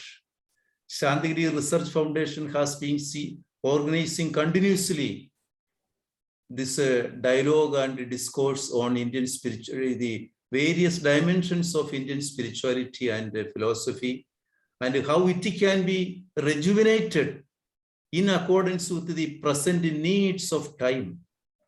And we hope that in our future endeavor, you will always be with us, Professor. Thank you, thank you. Yeah. Thank you very much, sir. Yeah, Thank you yeah. very much. My grateful thanks. Professor, Yeah. I like to add something because I saw your work, that is Encyclopedia of Hinduism. I saw the book from Chidananda Muniji when he came to New York. He showed me the book, but I don't know you did, and Buds were part of it. So Professor Pillaji told me these are the two people did the work. And I know some other people are helping you guys, but still that's a great work you did. I want to acknowledge that part here. Thank you. Thank you, sir. Thank you very much, sir. Very grateful. Your blessing, sir. Blessing, blessing. This Dileepji has been doing tremendous work in New York, Professor Kapil Kapoor. For the last 20 years, he has been striving to disseminate Indian culture in New York as well as the whole America. And he has undergone several, sufferings and hardships in the midst of this mission. I'm sure, yes. Yeah, yeah, and he's a very, such a very versatile personality. My great respect to you, sir. Yeah. Next time when I come to Delhi, I'll meet you. I will be very, very blessed, sir. Kindly do let me know when you are in Delhi, sir. Yeah, sure. Namaskar. Namaskaram. Namaste. Gopinath ji, can I leave now? Yeah, you can. We don't want you to leave, but we have other things to do. I have yes, something going on at home. Yeah. We know that. Namaskar, sir. So Namaskar. kind of you. Please. Thank you, sir. Now, Pillaji, should I invite Dr. Padmi Murthy? Yeah, please. Please. Now I'd like to invite my colleague, NGO colleague from the UN, Dr. Padmini Murthy. She's the first vice chair of the Global NGO Executive Committee and NGO representative of American Medical Women's Association to the United Nations. Additionally, she's a honorable advisor to the Value Committee. Padmini Murthy, floor is for you. Thank you so much. Greetings, everybody from New York. First of all, I would like to thank Guru Dileepji, Dil as a lot of us call him, for working tirelessly, and also my fellow academicians, Dr. Bhatt, it's always so nice to see you, and Dr. Pillai. Thank you so much for working with Dileepji. It's like the Trimurti of Hinduism. It is the Trimurti to get this going. That is Dileepji, Professor Bhatt, and Professor Gopinath. And also, I think it was really very a proud moment that we had our own elected official from New York, Miss Jenifer Rajkumar, and also our diplomat, Mr. Vipul Dev, joining us. So I just wanted to say one thing. To me, Hinduism is a way of life. It's not just because I was born a Hindu, raised a Hindu, but as Ms. Rajkumar said, we believe in all religions, but Hinduism is a way of life. So I think that's why it is so popular. And, it is just telling us what we have to do. So whether we are talking about the Sanatana principles or the Vedic principles, and to me, as a physician or a health professional, when we become physicians or doctors, we take the oath of do no harm. So it is so befitting that, when following strictly the Sanatana principles or our Vedic philosophy, which is so time, tradition, and honored. And we have so many Hollywood stars also, like Will Smith and everybody, Julia Roberts, who are really fascinated by Hinduism. It just shows that. And also, I wanted to say thank you so much to everybody, because we are here because we believe in what we do, and it is the practice we put in. I am somebody who is evidence-based, practice-oriented. So I think that is why Hinduism is becoming so popular. And thank you so much. And, as we can call God or Shakti, supreme power by any name, but it's all, all roads lead to Rome. So all roads for us lead for us to work on humanity, especially now. So thank you so much. And I now turn it back to Dileepji, and I think Professor Gopinath, and everybody, season's greetings. Hope we have a healthy, COVID-free, Omicron-free, Delta-free 2022. And we look forward to seeing you again. Thank you so much again, Dileepji. Back to you. Thank you, Dr. Padmini Murthy, for your short remarks. I know you are going to speak upcoming days. We have really rich 6 days coming up with so many expertise, professors, religious leaders, chancellors from universities. It will be really good, I know. And now I'd like to invite one of our trustee from Value community, that is Brother Wonders, Raj Bhushan Esquire. Raj, floor is for you. Namaste, everyone. Greetings to the entire one family we have here, because under Vasudeva Kutumbam, which is the essence of Hinduism, that all lives are valued, whether people, animal, nature, everything is worshipped and honored and revered. We are all aspect of divinity, but we can be divine in our day-to-day interactions. Just because of body identification, we have this animosity, greed, jealousy, anger, all these negative emotions. So Hinduism has taught me personally to experience that oneness of all, that one whole world is one family, and we are all here together to nurture each other and then make this journey back towards God. We have come from God. We are here to fulfill our worldly responsibilities and also make contribution to social changes. With that, I'm delighted to be part of World Yoga community for many years now. And I applaud all the wonderful contribution from all the Hinduism scholars, Professor Bhatt, Professor Pillai, Dr. Murthy, and our Honorable Assemblywoman, Jenifer Rajkumar, and our consulate official, Dileepji, and all the illuminaries, and also Swami Atmanandaji, who eloquently explained the essence of Hinduism. We have to transmit, we have to connect to that source. So at every moment, we have to be living the teaching of Hinduism, which is the basic foundation to all religions, which is that love everyone, respect everyone, honor everyone, and participate in cultural events of all religions, all nations, everything. So with that, with those remarks, let's connect our individual consciousness to world consciousness, social consciousness, and then universal consciousness. Feel that God's love and share with everyone. Namaste. Namaste, Rajbai, for your wonderful remarks. I want to tell you that our Honorable Assemblywoman Jenifer Rajkumar announced a citation for you. Soon we'll collect and give it to you. Yeah, thank you. It's a great honor. And now we'll have a bhajan because of the beginning day of our summit. We are thinking about having a Ganesh bhajan. Our Premdas is here and is one of our, Padmini Murthy want to show the book, Ganesh book. That's a book. Thank you. No, Dileepji, because you said Ganesh, I had the Ganesh book, and that's why because of that, we are going to sing this because it just is a way of life. So that's why I just held up.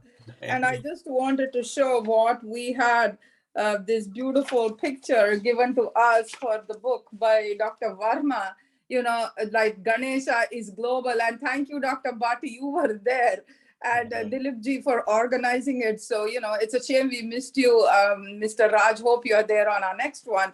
But I just wanted to say it's so nice. And thank you so much. And we have also, to give one copy of this to our Assemblywoman. Yes, we will go with you when we go to pick up our certificates. And definitely that is Raj, Denise, you and I. So we will follow you because you are our leader. And definitely because it is a way of life. Thank you so much. Back to you. Thank you. So we have one of our musicians, that is Lamuel Patroli. We call him Anand. He's an artist, musician, and a writer. He is not that old, only 92, young guy. And he is leading us for music and art. He makes a lot of fun too. So he is here to play cymbals. And our Premdas is going to do the chorus. He asked me to sing a bhajan. That's Ganesh, Sharana Sharana Ganesha. So I'll play little drum. This is African drum. Ready. Ganesha Sharanam Sharanam Ganesha. Ganesha Sharanam Sharanam Ganesha.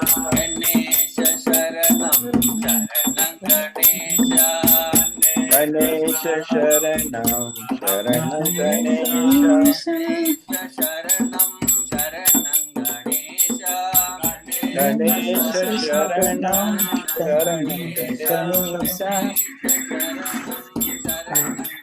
Ganesha Sharanam Ganesha Sharanam Ganesha Sharanam Ganesha Sharanam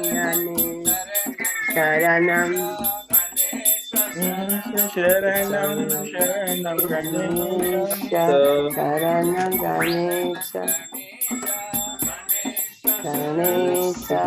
Sharanam Ganesha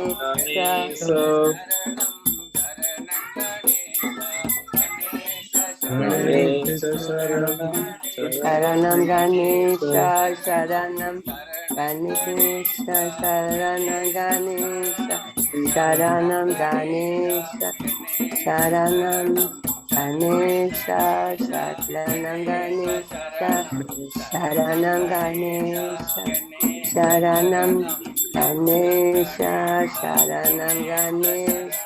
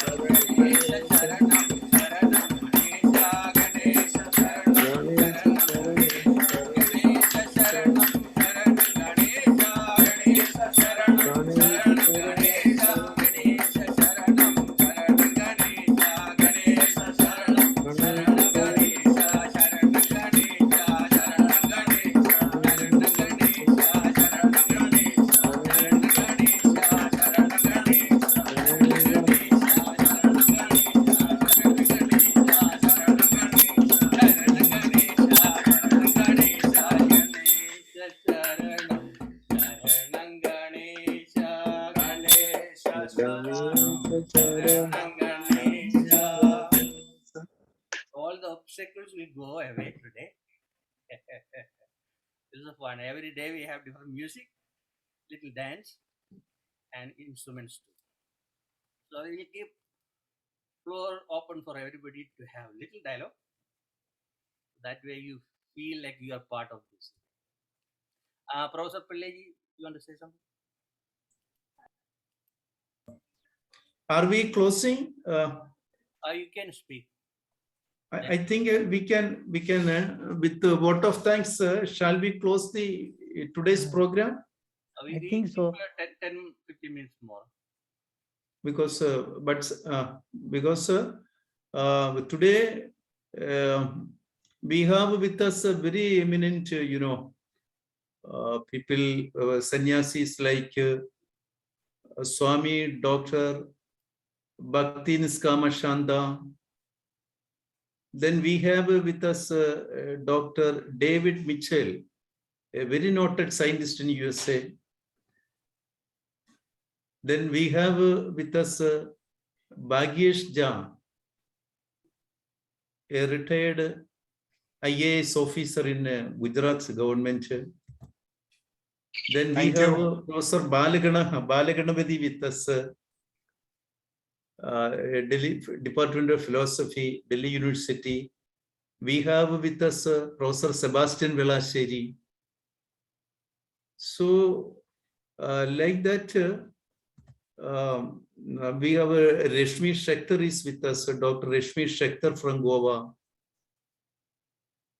So that way, this program has been blessed by the participation of very eminent, not only eminent, highly sincere personalities from different parts of the world.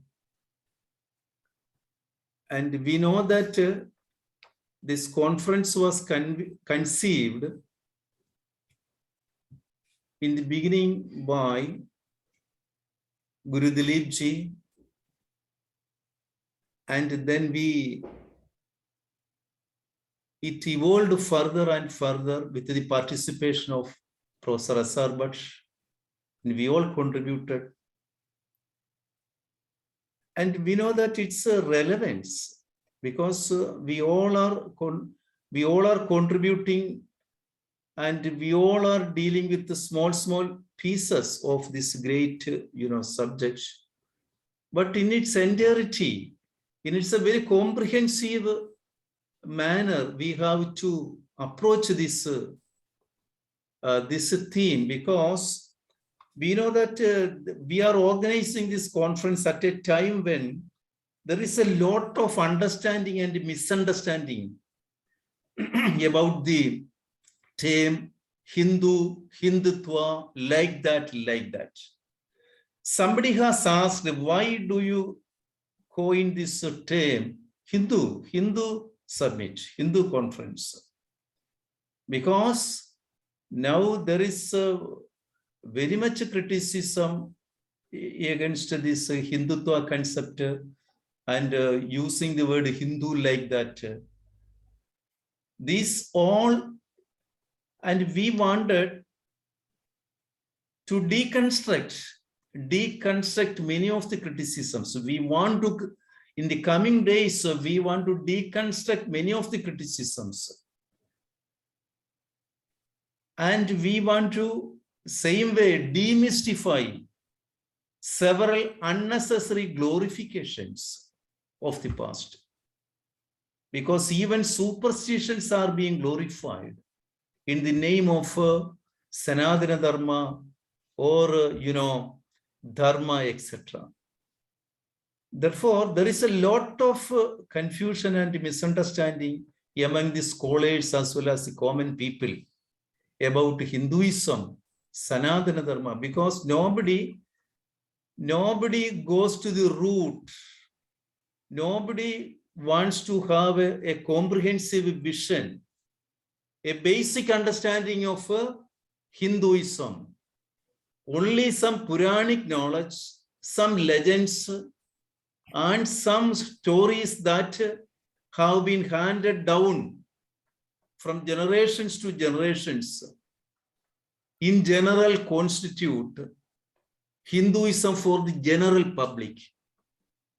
It has done a lot of harm to this great ancient culture and civilization, because superstitions have been, because we very often, the largest majority of Hindus, they don't know the philosophy and spirituality or the science behind the practices, belief systems that are rampant in Hindu society or in Hindu way of life. Only rituals and practices have been handed down from generations. The knowledge behind this legacy and culture is very little disseminated into the people. Therefore, we need to have very in-depth analysis and dissemination of this great knowledge tradition. As Professor S.R. Bhatt has rightly pointed out, as Professor Kapil Kapoor has pointed out, the whole Haindava Dharma, Sanatana Dharma, is founded or grounded on Dharma, wisdom, knowledge. Hindus, they don't have a religion. There is only seekers in India. Even when we go to a realized Guru, the Guru makes us to unravel ourselves the truth. He is not giving us or giving everything, but he is showing and guiding towards the truth. One has to unravel the truth. Knowledge is the essence of life, the success of life. But from our present society, it has, somehow or other moved back. We have knowledge, we seek knowledge, only material knowledge, the knowledge that will bring money, fame, and profit. That knowledge we are seeking very much today.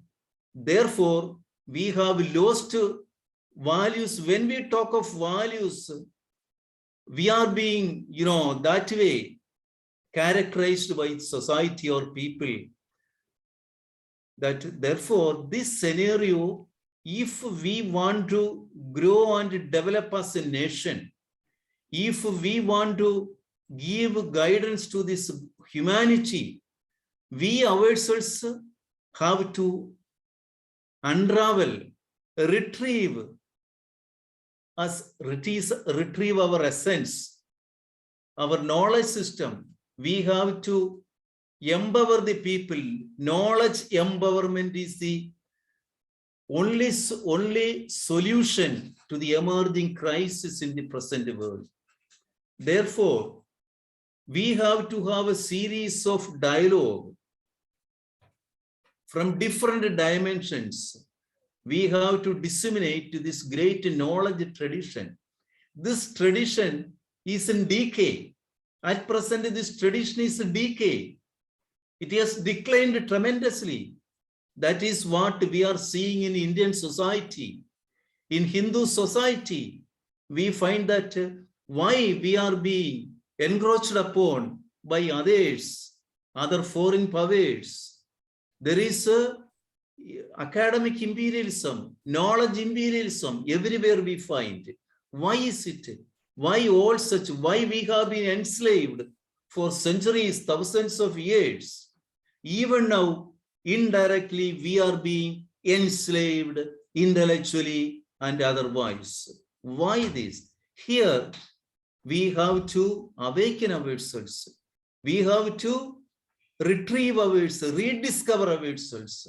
Therefore, this segregation in Indian society, social evils that keep people in the name of caste and community different, all these are against the true Hindu faith or Sanatana Dharma.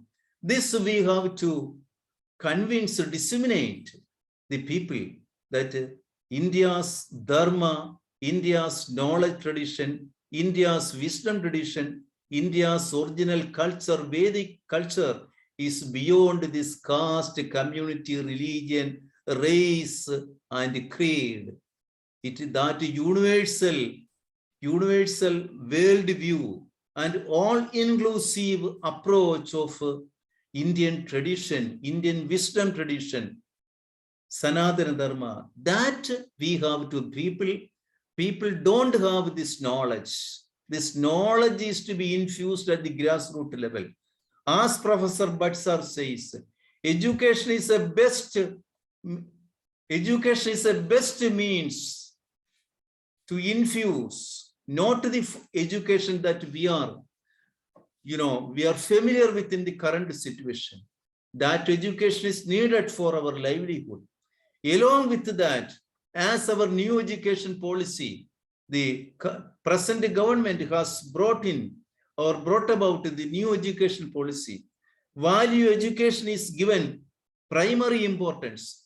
But this value education, how we will inculcate these values? If we bring about a few books on values and teach in the classrooms, it will not serve a purpose. So we have to evolve effective grassroots practical means to disseminate values as a way of life. It has to come up as a way of life. We have to have fundamental changes in our attitudes, our desires, our thinking everywhere. This in the coming days, if we go to the sub-themes of the conference, we will find that we have segregated the sub-themes in such a way how wisdom tradition, India's knowledge tradition, Sanatana Dharma can address the emerging challenges of the contemporary society. How we can address it, how this knowledge system is capable. This knowledge system theoretically can address each and every challenges that humanity faces theoretically. But practically, if we have to face these challenges, this theoretical knowledge This theoretical wisdom is to be assimilated, is to be disseminated, assimilated. Here we need to have because recently I was also a participant in that Dharma Dhamma conference, which was held in, Nalanda University in Patna. And Batsar was one of the organizers, with that India Foundation and Nalanda University organized it. Bhagesh Jha sir was there, and our Balaganapati professor was there. Several people were there. Because that theme was highly, highly welcoming, because how our Dharma Dhamma tradition can address the emerging global challenges, the successive pandemics, the climate change induced calamities, that ecological hazards, impending ecological hazards, how this rising violence, and India alone can show path, because we have in the last more than 300 years, modern Western civilization has experimented all these means to address human miseries and human predicaments. Now it has completed a cycle. It has come down. Now that also is searching way out for all these burning issues. See the way in which modern science and technology is developing, highly alarming. This feeling was shared by Ram Madhavji in that conference, because see the rise of artificial intelligence and such knowledge systems, it is going to contribute to the devastation of humanity, or the colonization of a few powers again will emerge through these technologies. Then contributing to the welfare of humanity, these technologies will contribute again to the great, tremendous calamities to humanity. Therefore, such fundamental challenges that we are facing, it is at this time, in this context, we are organizing this conference, and we have to, because we don't have the legacy of uniting together, getting together, coming together. We all, individual as well as institutions, our ashrams, spiritual centers, all they want to be exist as islands. They all want to bolster their egos, their supposed greatness. Beyond that reflects the pettiness of their thinking and mind. They are not evolved. I tell you frankly, if I am evolved, if you are evolved, we can go beyond boundaries. We can go beyond boundaries. Why we are unable to go beyond boundaries? Because we want to have our own, these, little kingdoms or spaces. Therefore, there is a very great challenge before us. We don't know how to, address it. But this humble beginning, this platform, and I would like to tell you that Shantigiri Ashram has been striving for the last several years, decades, to address, because in a very different way, the founder Guru, Navajyoti Sri Karuna Guru, a great Kalandra Guru, came on this earth and he gifted a new spirituality to get over this human predicament, or to fulfill the unfulfilled mission of previous past acharyas and gurus. And that way, there are several such rays of hope on this planet. So we have to get together, noble-minded minds have to get together and think together, join together in the fight towards these great evils. Let me, shall I extend a vote of thanks, Dileepji? Yeah, I think you can Yes, do yes. that No problem. and conclude. Yeah. Yeah. Yeah. So that way we found that today we, And tell people about tomorrow's program also. that Dileepji will explain, sir. Dileepji Acha. will explain. Yeah. Or you can explain. Then So let Dileepji then do that. yeah. So we were fortunate in having, great personalities with us today. And you know that after Guru Dileepji's welcoming, and this whole mission, this endeavor is because of his hardship, hard work. And we don't need to, you know, extend thanks to him, because he is pivotal to all these exercises. And Professor Bhatt has always been a encouraging and moving spirit, even at this age. You know, he doesn't have any hesitation. Whenever we request him something noble, something about, you know, this, you know, academic discourses, genuine academic discourses, he doesn't have any hesitation in promoting and, you know, tying up and encouraging. So we don't have another person to point out at present in my knowledge. That is why I always respect him and be with him. And I extend my wholehearted, you know, thanks to Professor S.R. Bhatt sir. And we know that Swami Atmananda, similarly, he has been with us, because I have met a few saints. I tell you frankly, because I can understand people. Since I have been with this great movement of Shantigiri, I can understand who is a saint or not the garb that reflects, that tells things, but we can understand. And he is one of that few saints who evolved, who goes beyond boundaries. And we know that his mission is, you know, this Veda, interpreting Veda, disseminating Veda, in tune with, in agreement with the contemporary challenges. That great mission he has taken up. And similarly, whenever we approach him, he doesn't have any hesitation, but he has his own ways and thinking. So let us, you know, extend, you know, thanks to Atmananda Swami. He's a partner of this event, and having with us. And I hope that in the, you know, near future, we can have a get together at his ashram in Tiruvannamalai, or in Bhubaneswar also. He has ashram and network.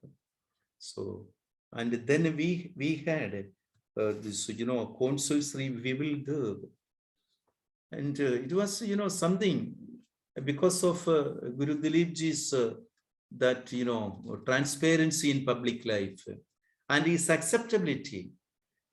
Only because of that, this Consul Sri Vimal joined, and he very pertinently touched on several vital aspects. And let us extend our vote of thanks to Consul Sri Vimal on behalf of Yoga Foundation, World Yoga Community, Shantigiri Research Foundation, and you know, that we Satyachetan Ashram, and our Bhatt sir is a chairman of that. What is Bhatt sir, that organization? AIPI. Sorry, yeah. Association of International Philosophers Forum. Yeah. So I extend. Then fortunately, we had Miss Jenifer Rajkumar. So we never thought that you know, madam, or you know, for the last several years she has been in USA and in the public life. But see her love towards Indian culture, Indian people, Indianness, that reflected in each and every word of her presentation. And I find that she's a great asset in our future enterprises and endeavor. Let me extend a warm, thanks to Ms. Jenifer Rajkumar for her participation, and for encouraging us in our future enterprises. Then we had, Professor Kapil Kapoor, and we know that his presentation, exemplified, or that his knowledge and experience, and amidst his preoccupations, he was good enough to come and join us and to enlighten us. Let us extend thanks to Professor Kapil Kapoor in the name of the yoga community and in. Then we had this Grandmother Patricia. Dileepji, who was that? Grandmother Patricia and Grandmother, I have witnessed and listened to her in the past several programs. She has always been a motivation for us. And I understand that her life is also a motivation. Not only her words, but her life itself is a motivation to the people like you and the people in US who strive for such a great cause of emancipating this poor people, sidelined people, marginalized people, and this such a good cause. So therefore, Mother, we extend our immense thanks to your participation and encouragement. Then we had our judge, advocate.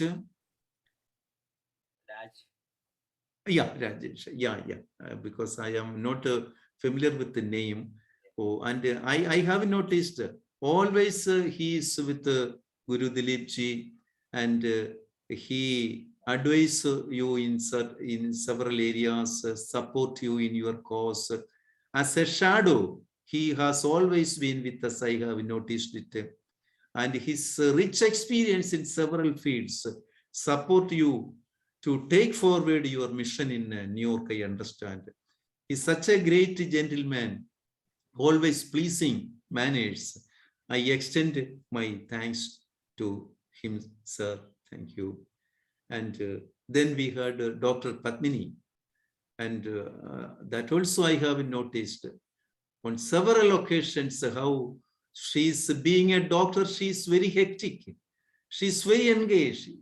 Still, she very often runs to you and joins in all your endeavors. And amidst all her hectic preoccupations, she finds time for social work.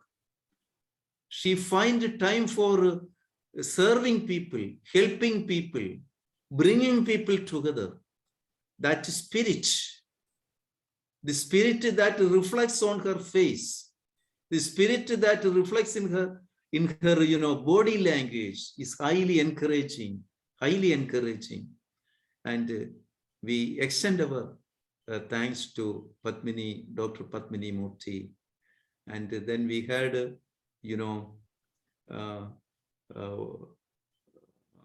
who else? I think we have all the committee members for this. Yeah, all the committee members, and all the respected participants. And I find Dr. David Mitchell is with us. David Mitchell, we welcome you, and you can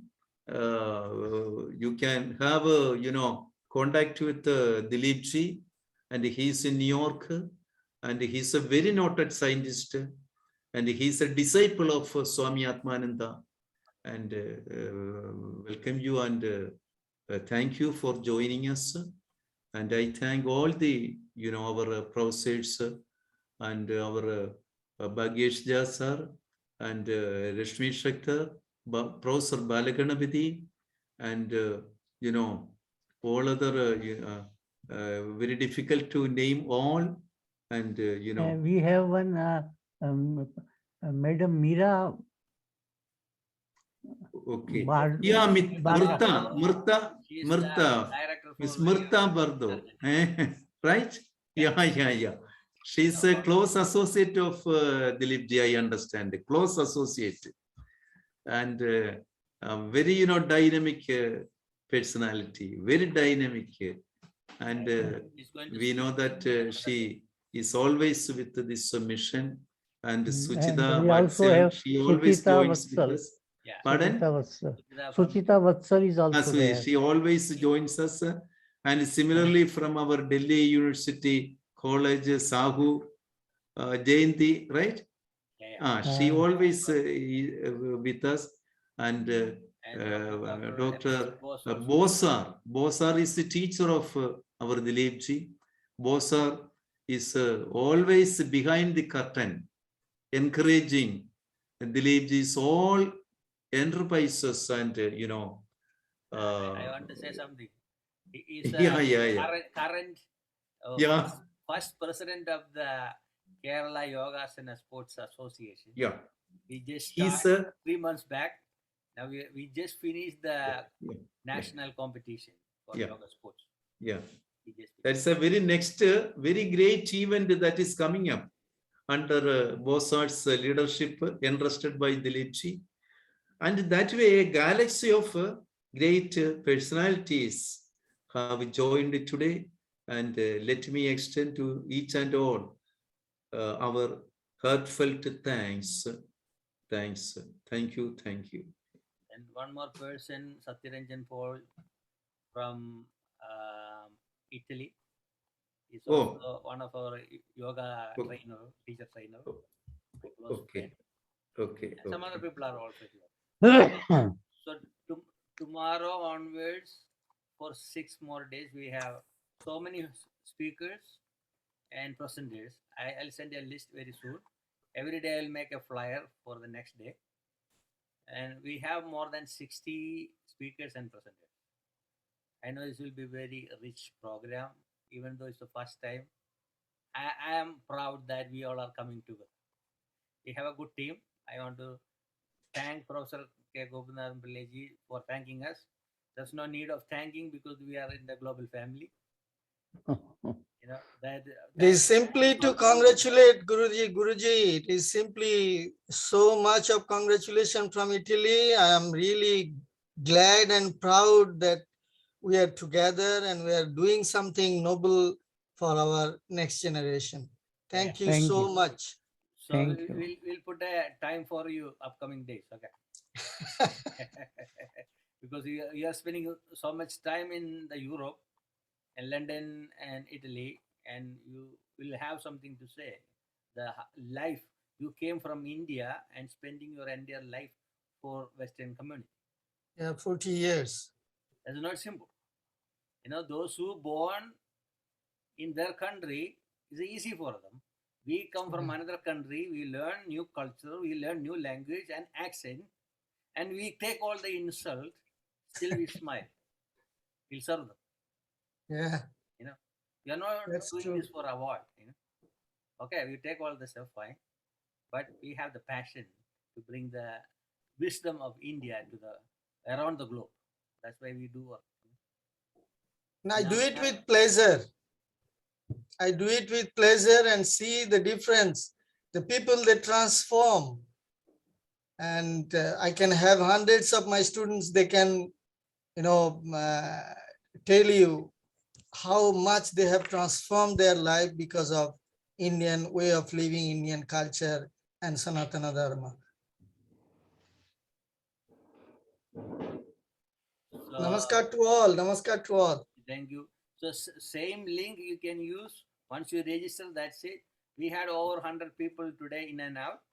Around 700 people are watching our program. So very successful event. Not about the success. I want to make sure we have to come together to make the change. We don't It's a want to- fantastic start. I remember when Swami Bua mentioned about this 10 years back, I was thinking what to do. Even it took 3 months to settle the date to have this event. You know, we keep changing the date, but today it happened. So I want to congratulate Awesome. all the organizers, all the partnership organizations, ashrams, all the presenters, speakers, and our Honorable Assemblywoman Jenifer, Rajkumar, and the Council and the Indian Consulate. I had to support because they support us in different ways. And Peace Light also here, and Meta Bado, Patricia, and all the committee members, all the advisors, all the supporters. I want to say thank you, but don't forget we have 6 more days. This is a new era for the globe. Thank you, everyone. See you tomorrow at same time, 9 o'clock in New York time, 7:30 in India time. So in the flyer you can see different timing: Italy, London, Argentina. Different times are there. Rest you just Google search it and find out. Yeah. Thank you, Bhatt sir and Professor. Okay, then we may now wind up. Thank you very much. Wind up.